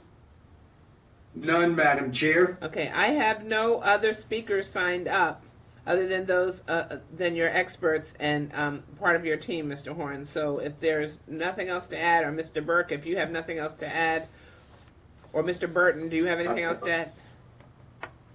No, Madam Chair, I concur. Okay, Mr. Burke, anything else for you to add? Nothing more to add. Okay, Thank you. so that with that, I'm going to see if there's a motion. Madam Chair, I move that we adopt the findings of staff and approve CSP-11003 along with the conditions as outlined and amended in staff's report, in addition to approving DSP TCP2-18020 and TCP2-002-2015-01, along with the associated conditions as outlined in staff's report and further amended by applicant exhibit number 1. This is Commissioner Giraldo, Madam Chair. I second that motion. Okay, we have a motion and a second. Is there discussion? All in favor of the motion? Okay, Commissioner Washington? Aye. Commissioner Dorner? Aye. Commissioner Giraldo? Aye. The ayes have it. It's unanimous 4-0. Okay, thank you very much, everyone. Okay, we're going to go on to item 8, which is preliminary plan 4-19031 East Pines. It was a preliminary plan that was continued from the April 2nd planning board meeting. I'm going to do a check-in to see if all the parties are signed on. So let's start with Eddie Diaz Campbell. Present. Okay, Chris Hatcher. Present. Sherry Connor, are you on? Okay. I do have Parks and Rec people signed. Mr. McNeil, are you on? Alvin McNeil? Paul Son? Present. Okay, thank you. Chuck Schneider? Present. Crystal Hancock? I'm here, Madam Chair. Noel Smith? Present. Great. Okay. So now we have Mr. Gibbs. Is this right? Mr. Gibbs, are you on? Is that the wrong case? Okay. Okay, huh? Chris Hatcher. I know I said Chris Hatcher, but somehow they have him on this list. Okay. Okay, so I have some other people signed up, which may not be the right. Gary Evans, are you on this? Yeah, I'm here. Okay, Patrick Cooper. Present. Chris Cabot or Cabat? Present. Cabot. Cabot, thank you. Cherie Montero?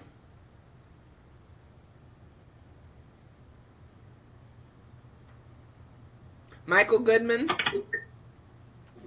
Present. Okay. Shonda Beaufort? Yes, here. Okay. That concludes my sign-up list. I think Mr. Gibbs, okay, is not on this one. Okay. Okay. I think Mr. Gibbs is on the next one. Okay. That concludes the sign-up list. Madam Chair. Yes? Madam Chair, yes, this is Ed Gibbs. Good morning. I am on the next case. Okay, thank you. Okay. So let's start with Mr. Diaz Campbell. All right. Good morning, Madam Chair and members of the board. Good morning. For the record, I am Eddie Diaz Campbell, Senior Planner for the Subdivision and Zoning Section. Item number 8 on the agenda is the preliminary plan of subdivision for East Pines 4-19031. The subject project proposes one parcel for a total of 250 multifamily dwelling units and 25,000 square feet of commercial development. The site abuts future right-of-way for the Purple Line, specifically the Beacon Heights Station, and the line's construction affects the development proposal. As a matter of housekeeping, staff has received 2 items of additional backup, which were received before the 10 a.m. deadline yesterday. The first is a letter from the person of record mailbox with citizen comments on the application. The second is the applicant's requested modifications to conditions of approval. Mr. Diaz Campbell, I'm going to stop you for a second because I should have recognized those. And we're going to the citizens exhibit. It's feedback, and her name is Liana Naude, I guess it's pronounced, Naude or Naud. And so we have that. We're going to call that citizens exhibit number 1. And then for the proposed revisions to the staff findings, we're going to call that applicant's exhibit number 1 and accept it into the record as identified. Okay, go ahead, Mr. Diaz Campbell. All right. Let's have the next slide, please. Slide 2, excuse me. So, the site is located in the northwestern part of Prince George's County, within Planning Area 69 and Council District 3. Slide 3, please. More specifically, the site is located on the south side of Maryland 410, between 67th Avenue and 67th Place. Slide 4, please. The subject site currently consists of 2 lots, the larger of which is in the multifamily medium-density residential, or R18 zone, and the smaller of which is in the one-family detached residential, or R55 zone. To the northwest of the property is Maryland 410, the county property in the R55 zone, and multifamily development in the commercial office and R18 zones beyond. To the northeast is 67th Place, with single-family detached dwellings in the R55 zone beyond. To the east are more single-family dwellings also in the R55 zone. To the south is the Garden Apartment Complex in the R18 zone. To the southwest is 67th Avenue, with commercial properties in the commercial shopping center zone beyond. Slide 5, please.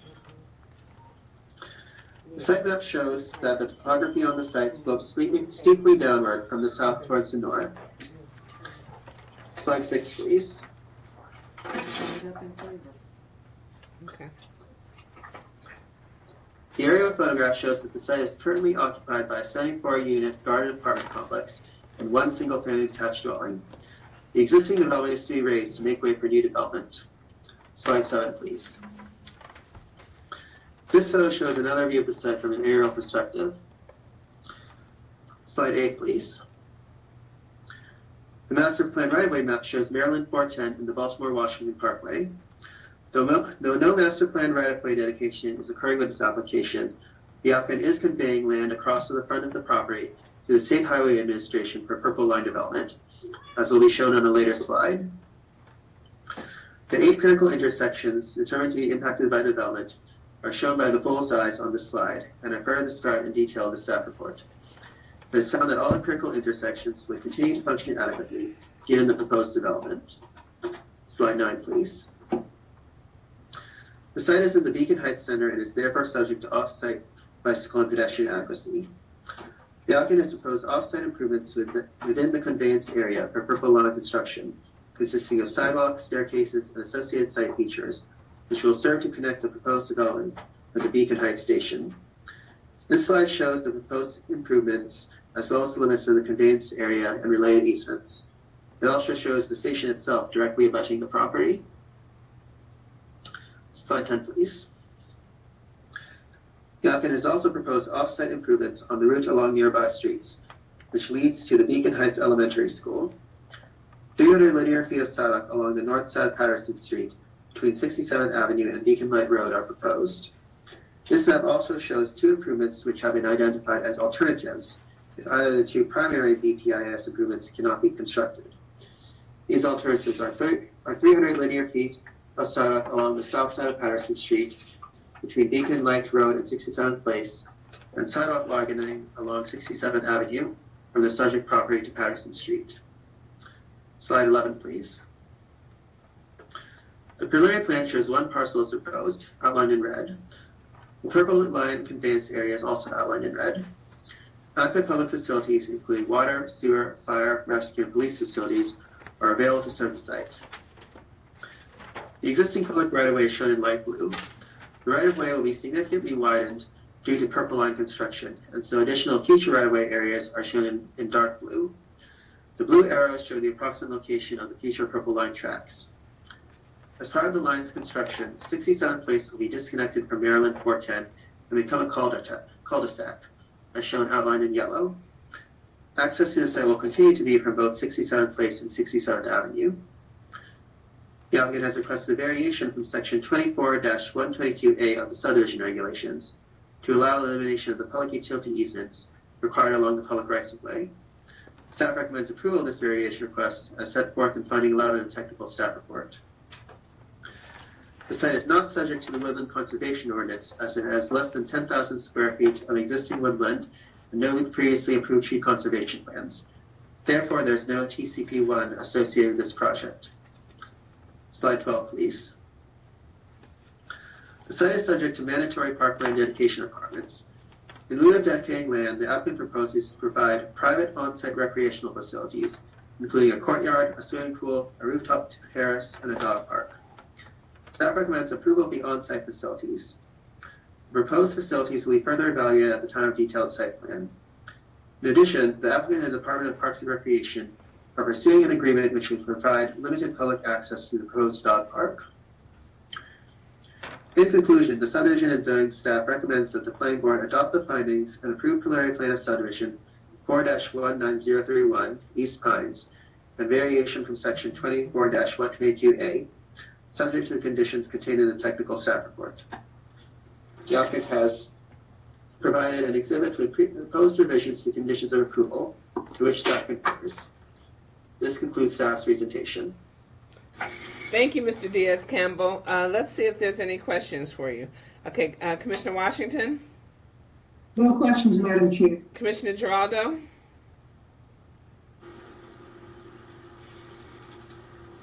No questions, Madam Chair. I'm sorry for the delay. No worries. Commissioner Dorner? No questions. Okay. So, all right. So, and I don't think anyone else has any comments. Let's turn to Mr. Hatcher at this point, then.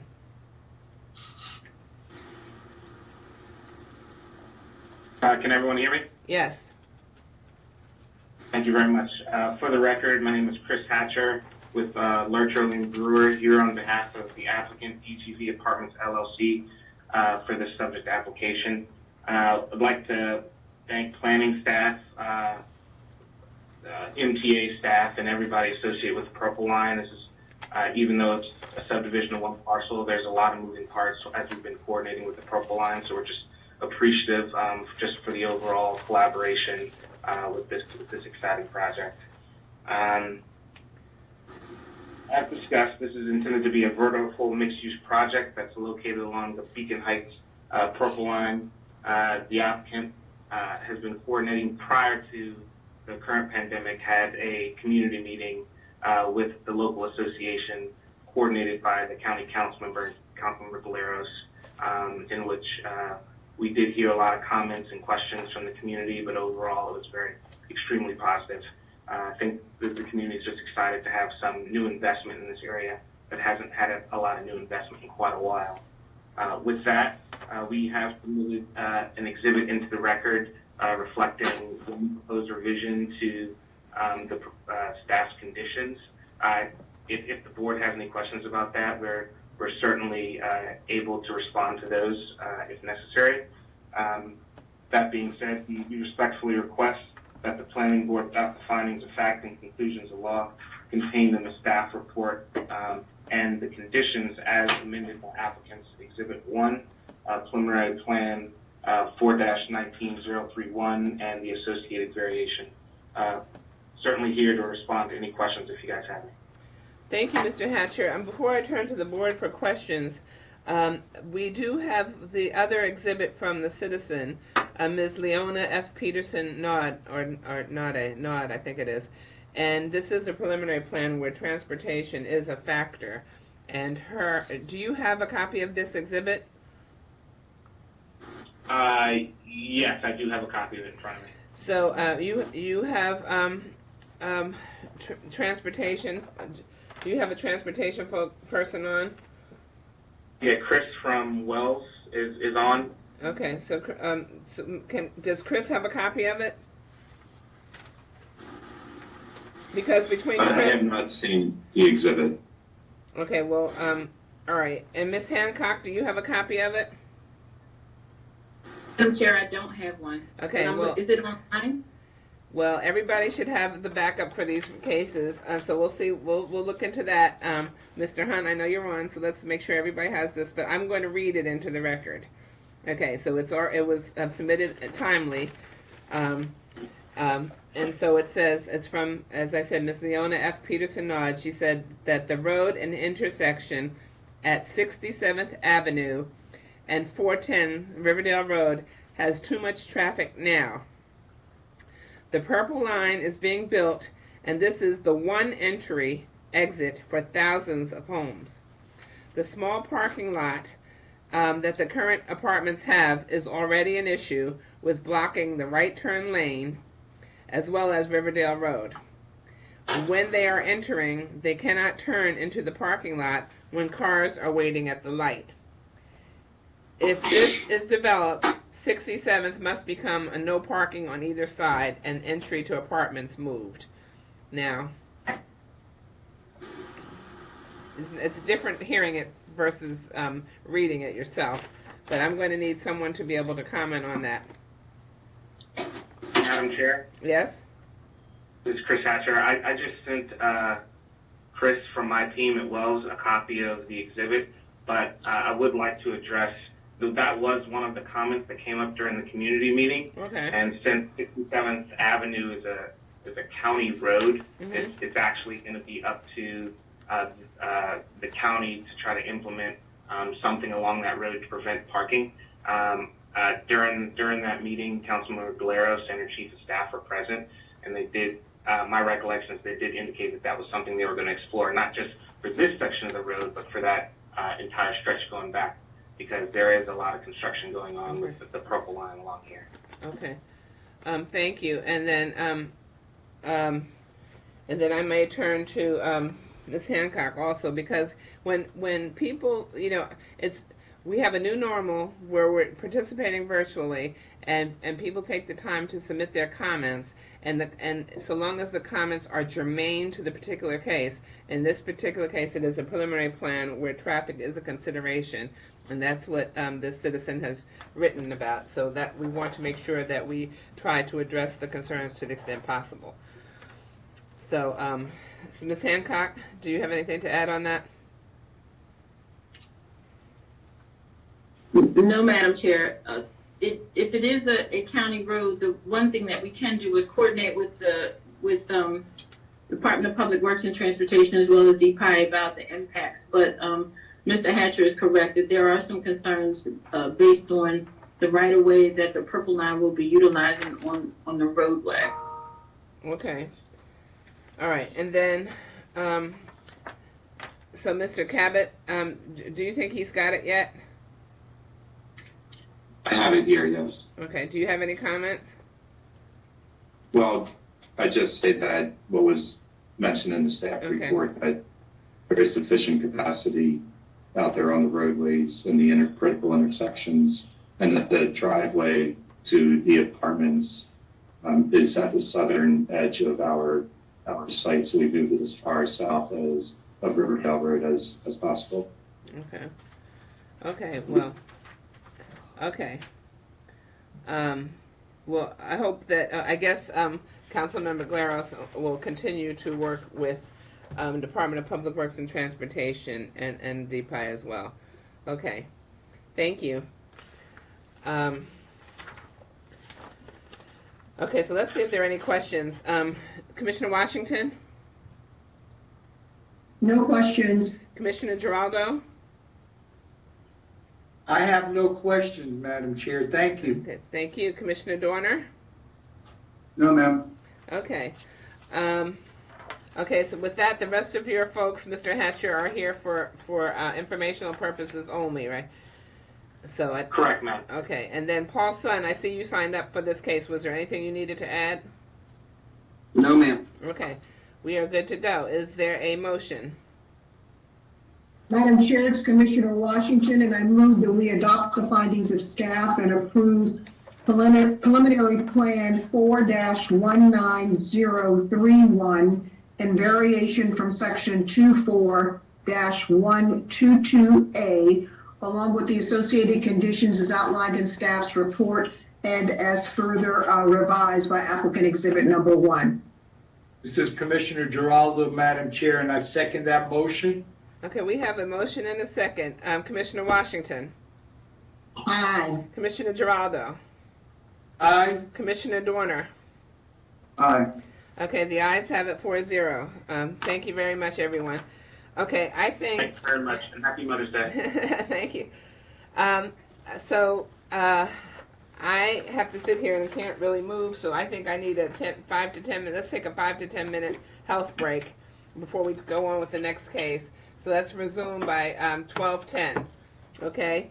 And we're going to go with items 9 and 10 for Woodmore Commons. Is a detailed site plan and departure from design standards are companion cases, so we will hear them together at 12:10, okay? And then at some point we'll be breaking for lunch, and then we also have the adoption of our budget today, CAS budget. Okay, break time.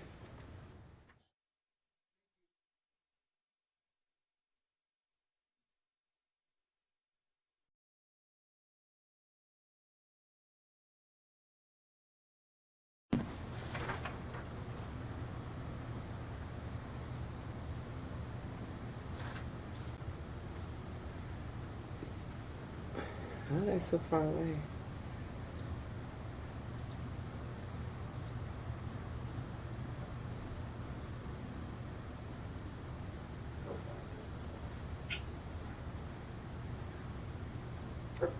Okay, we're just waiting for our quorum.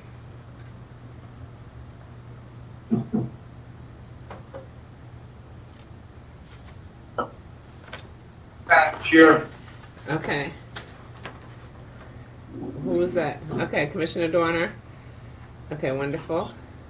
I think I was the girl that actually talked, but yes, I'm here. But where is he? I'm right here. Okay. You don't have an invisible mask on. I've got the invisible. I can't see No, until I see that especially vibrant bow tie. Okay. There we are.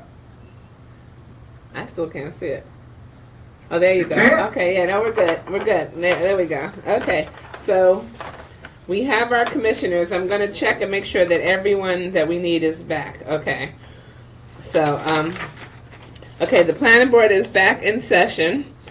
We now have before us items 9 and 10, which are companion cases. Detailed site plan 04067-09 for Woodmore Commons and departure from design standards -669 Woodmore Commons. I'm going to check to make sure we have everyone we need. First of all, I want to make sure that we have, is David Warner present? David Warner? Present. Okay. Peter Goldsmith? Present. Okay. Okay. Andrew Bishop? Present, Madam Chair. Okay. Ed Gibbs? Madam Chair, Ed Gibbs is present. Okay. Jill Kosak? Okay. Present. Paul, wonderful. Paul Son? Present. It says Alvin McNeil. I don't know if he's present or not. Well, Paul, you got it. Yes, ma'am. Okay. Mark Juba? Present. Tom Masog? Present. Noel Smith? Present. Okay, so we got a number of other folks here. Mike Lenhart? Present. Okay. Interesting group. Matt Tedesco, are you on this one? Yes, Madam Chair, I'm present. Okay. And Nat Ballard? Present. Alex Viegas? Mr. Ballard, you got it? Yes. Okay. Yes, ma'am. Bill Shipp?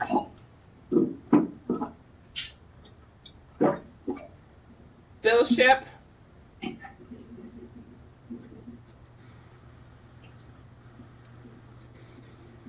We have you signed up for this.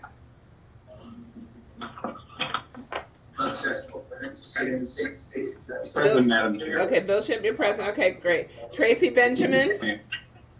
Present. Chris Duffy? Present. Samuel Dean?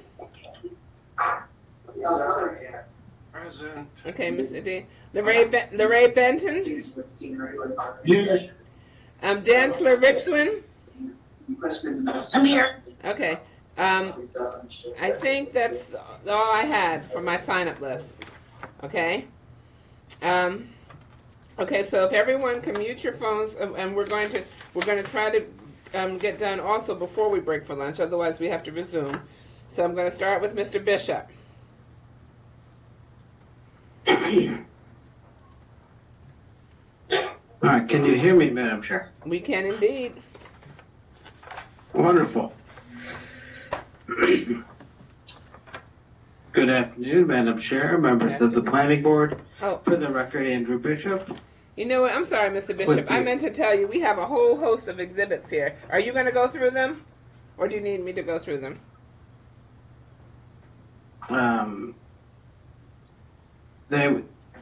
You can go. Why don't you go through each of them to make sure that they're all on the record, all been received. Madam Chair? Yes, Mr. Gibbs, are you going to do it? Yeah. Well, this is Ed Gibbs. I think all of those documents were documents that I uploaded yesterday morning before 10. Right. A number of those exhibits would be in the nature of rebuttal exhibits. Okay. I think that the only things that would need to come in during my presentation in chief would be the revised condition and a letter of May 5, 2020 with exhibits A through D. Okay. All right. So I had another letter of May 5th, and that included a number of exhibits, which I indicated in the letter of possible. May. Okay, got it. Okay. So Yeah. let me see. Okay, so so I'm just gonna go forward. Well, why don't you? You know what? They're your exhibits. You can introduce them when we You can introduce them when you. Well, okay. Yeah, that sounds good. That's Okay. perfect. Thank you. Okay. All right. So I'm sorry, Mr. Bishop. You may resume. Okay, thank you. So as you mentioned, items 9 and 10 are DSP 04067-09, which is proposing the construction of 268 multifamily dwelling units, a 5,000 square foot clubhouse, and includes a departure from Design Standard 669, which is requesting a reduction in the standard parking space size to 9 feet by 18 feet. Slide 2, please. This site is located in Planning Area 73, Council District 5. Slide 3, please. The property is in the northeast quadrant of the intersection of Ruby Lockhart Boulevard and St. Joseph's Drive, and has frontage on the public road of Tolson Lane. The property to the east was approved for the development of single-family attached residential dwelling units and is known as Woodmore Overlook. Slide 4, please. The property was the subject of zoning map amendment A-9956-C and was rezoned to the mixed-use transportation-oriented zone. Additionally, it should be noted that the site was part of CSP 03001-01 for Bulk Hill, which was recently approved and amended to include this multifamily use, which is included in the application. The site is bounded by other uses in the MX2 zone and is seen in this slide outlined in red. Slide 5, please. This aerial shows the vacant site outlined in red. Slide 6, please. The site includes varied topography and slopes to the south and east. It is noted that there are no environmental features on the property. Slide 7, please. This slide shows the master plan rights-of-way which abut the property. These include the collector of St. Joseph's Drive to the west and Ruby Lockhart Drive to the south. It should be noted that the site also has frontage on the public and private roads of Tolson Lane, which abut the property on the north. Slide 8, please. This aerial shows the bird's eye view of the undeveloped site. Slide 9, please. This exhibit shows the detailed site plan submitted with the application. As discussed, the application is companion to DDS 669, which requests a departure from the zoning ordinance and is asking for approval that from the standard parking space size to allow a parking space size of 9 by 18. This is further discussed on pages 13 and 14 of the technical staff report, and staff is recommending approval. Slide 10, please. This exhibit shows the landscape plan submitted with the application and meets the applicable requirements of the landscape manual with the exception of the treatment of the site along a portion of Tolson Lane and its conditions to be revised. Slide 11, please. This is a pedestrian and bike exhibit highlighting the pedestrian connectivity of the property. It should be noted that the staff report includes condition B1B that requires a sidewalk connection to the existing sidewalk on the public right-of-way of Tolson Lane. This is represented by the red arrow on the plan.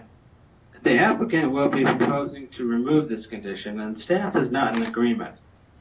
Staff opposes the deletion of condition B1B for several reasons. For example, the site was included in the area of CSP 03001-01 and is part of the same approved development. Further, this DSP was just amended to include the multifamily use that was proposed with this application. Dalton Lane, north of the property, is a public right-of-way, and the aerials that have been reviewed by staff show the existing sidewalks on both sides of the roadway where the connection is proposed, and would require and are approximately 50 to 60 feet from the proposed sidewalk that's shown in blue that the applicant is proposing. The site and the surrounding properties are zoned MXT and should be part of the same comprehensive pedestrian network. Improving connectivity and staff's recommended sidewalk condition would support the purpose of the MX2 zone by promoting diffusive transit and reduce automobile trips by locating a mix of uses in proximity to one another and facilitate walking, bicycling, and encourage transit use, making it easy for the existing and future residents to access the open space of Bulk Hill Village and walk to the existing and planned commercial uses south and east of the property. Slide 12, please. This exhibit is an illustrative site plan of the proposed improvements with the new multifamily buildings, clubhouse, and landscaping on the site. Slide 13, please.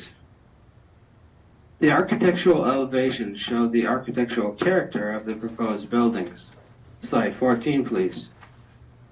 The design of the multifamily residential buildings is contemporary with gabled roofs and provides emphasis on the variation of facades through the application of different building volumes and massings.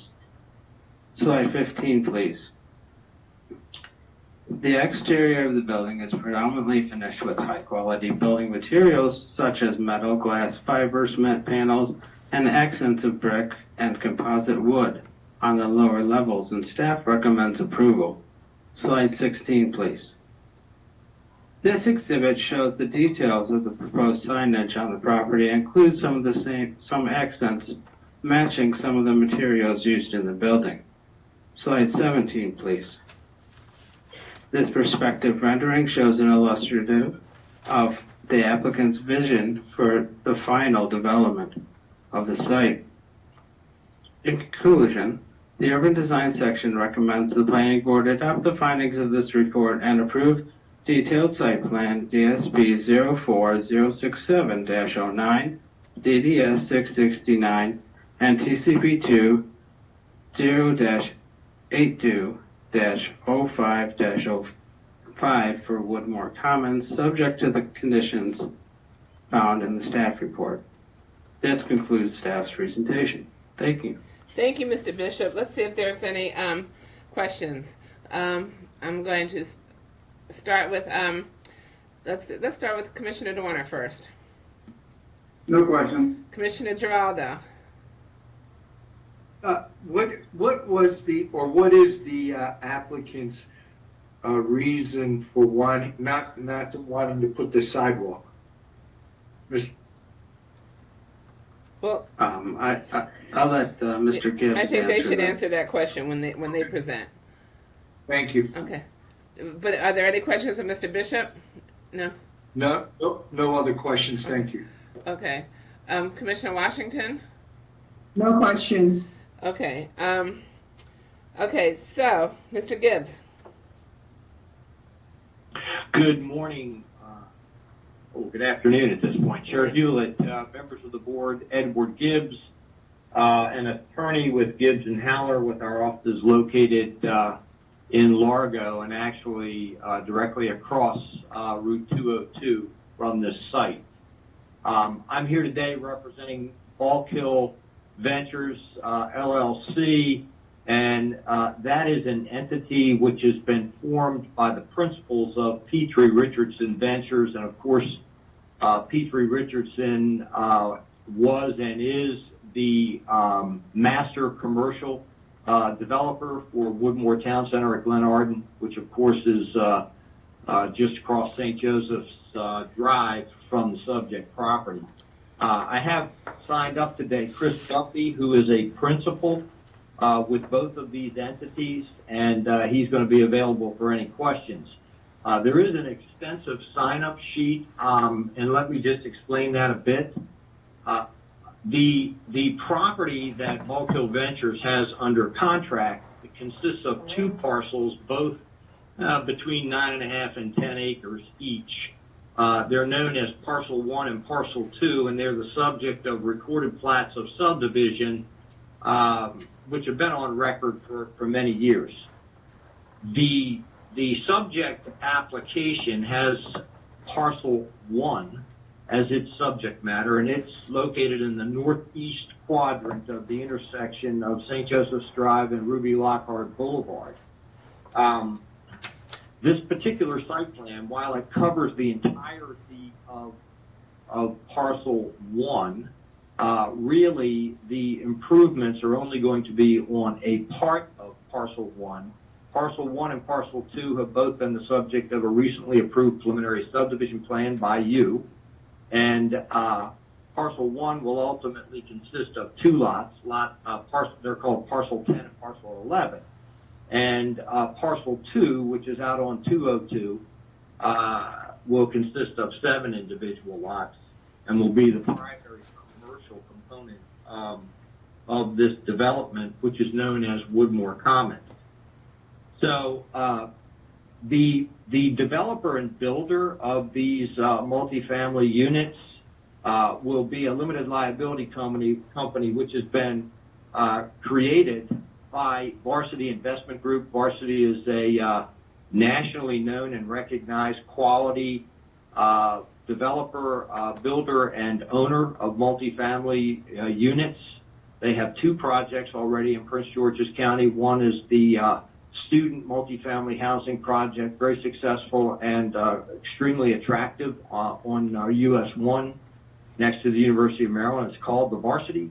And they have also been involved in a very ambitious renovation of a vacant office building on Oxon Hill Road. So they're familiar with the county, and they have an outstanding reputation for bringing quality development and construction wherever they go across the country. I think that, so they're here. Their attorney is Matt Tedesco. That is his reason for being part of this case. Their engineer is Mr. Nat Ballard of Rogers Consulting is on the line, and they prepared the actual detailed site plan and have detailed knowledge of the way the plan works and the way the site will work, and they're available for questions as well. I would anticipate that I will do the major presentation. Others would be available for answering questions. I don't know how much the board remembers about the history of this project. Originally, it was rezoned to the MXT zone in 2002. John McDonough, if you remember him, was the attorney for Rocky Gorge Communities, and they were the applicant in that case. Rocky Gorge was a residential developer, and even though they wanted the MXT zone, they were not going to be a commercial developer. But they did want to pursue the residential development. So the property was in fact rezoned in 2002 in A9956C. It was approved subject to a number of conditions. And Rocky Gorge ended up never actually developing and building the residential units. They sold to D.R. Horton. D.R. Horton has successfully built the residential units. There are 393 units of varying types which form the community. There were these two parcels, Parcel 1 and Parcel 2, which were also rezoned MXT, and clearly they were Okay, part of the overall development. Mr. Gibbs, Yeah. and if at any point you wish for us to change, to switch slides, let us know. Okay. Okay. Yes. Okay. I'll certainly. Okay. I'll certainly do that. But parcel 1 and parcel 2 were part of the original rezoning, and they constituted the bulk of what would end up being the mix of uses to satisfy the criteria for more than one use in the MXT zone. They were really never developed, and if you had the time to look through all of the prior approvals for Bulk Hill, which is what this project was known as I have, you would see that the 393 residential units have, throughout virtually every approval, been treated as their own separate development. And that will become relevant as we move forward to the one condition that we have an issue with. So parcels 1 and 2, again, were never developed. D.R. Horton took the property through its conceptual site plan, CSP 03001, which was approved in November of 2003. They took the entirety of the property through preliminary subdivision plan 4-03094, approved in March of 2004. And the overall detailed site plan, DSP 04067, approved in June of 2006. All 3 of those approvals included the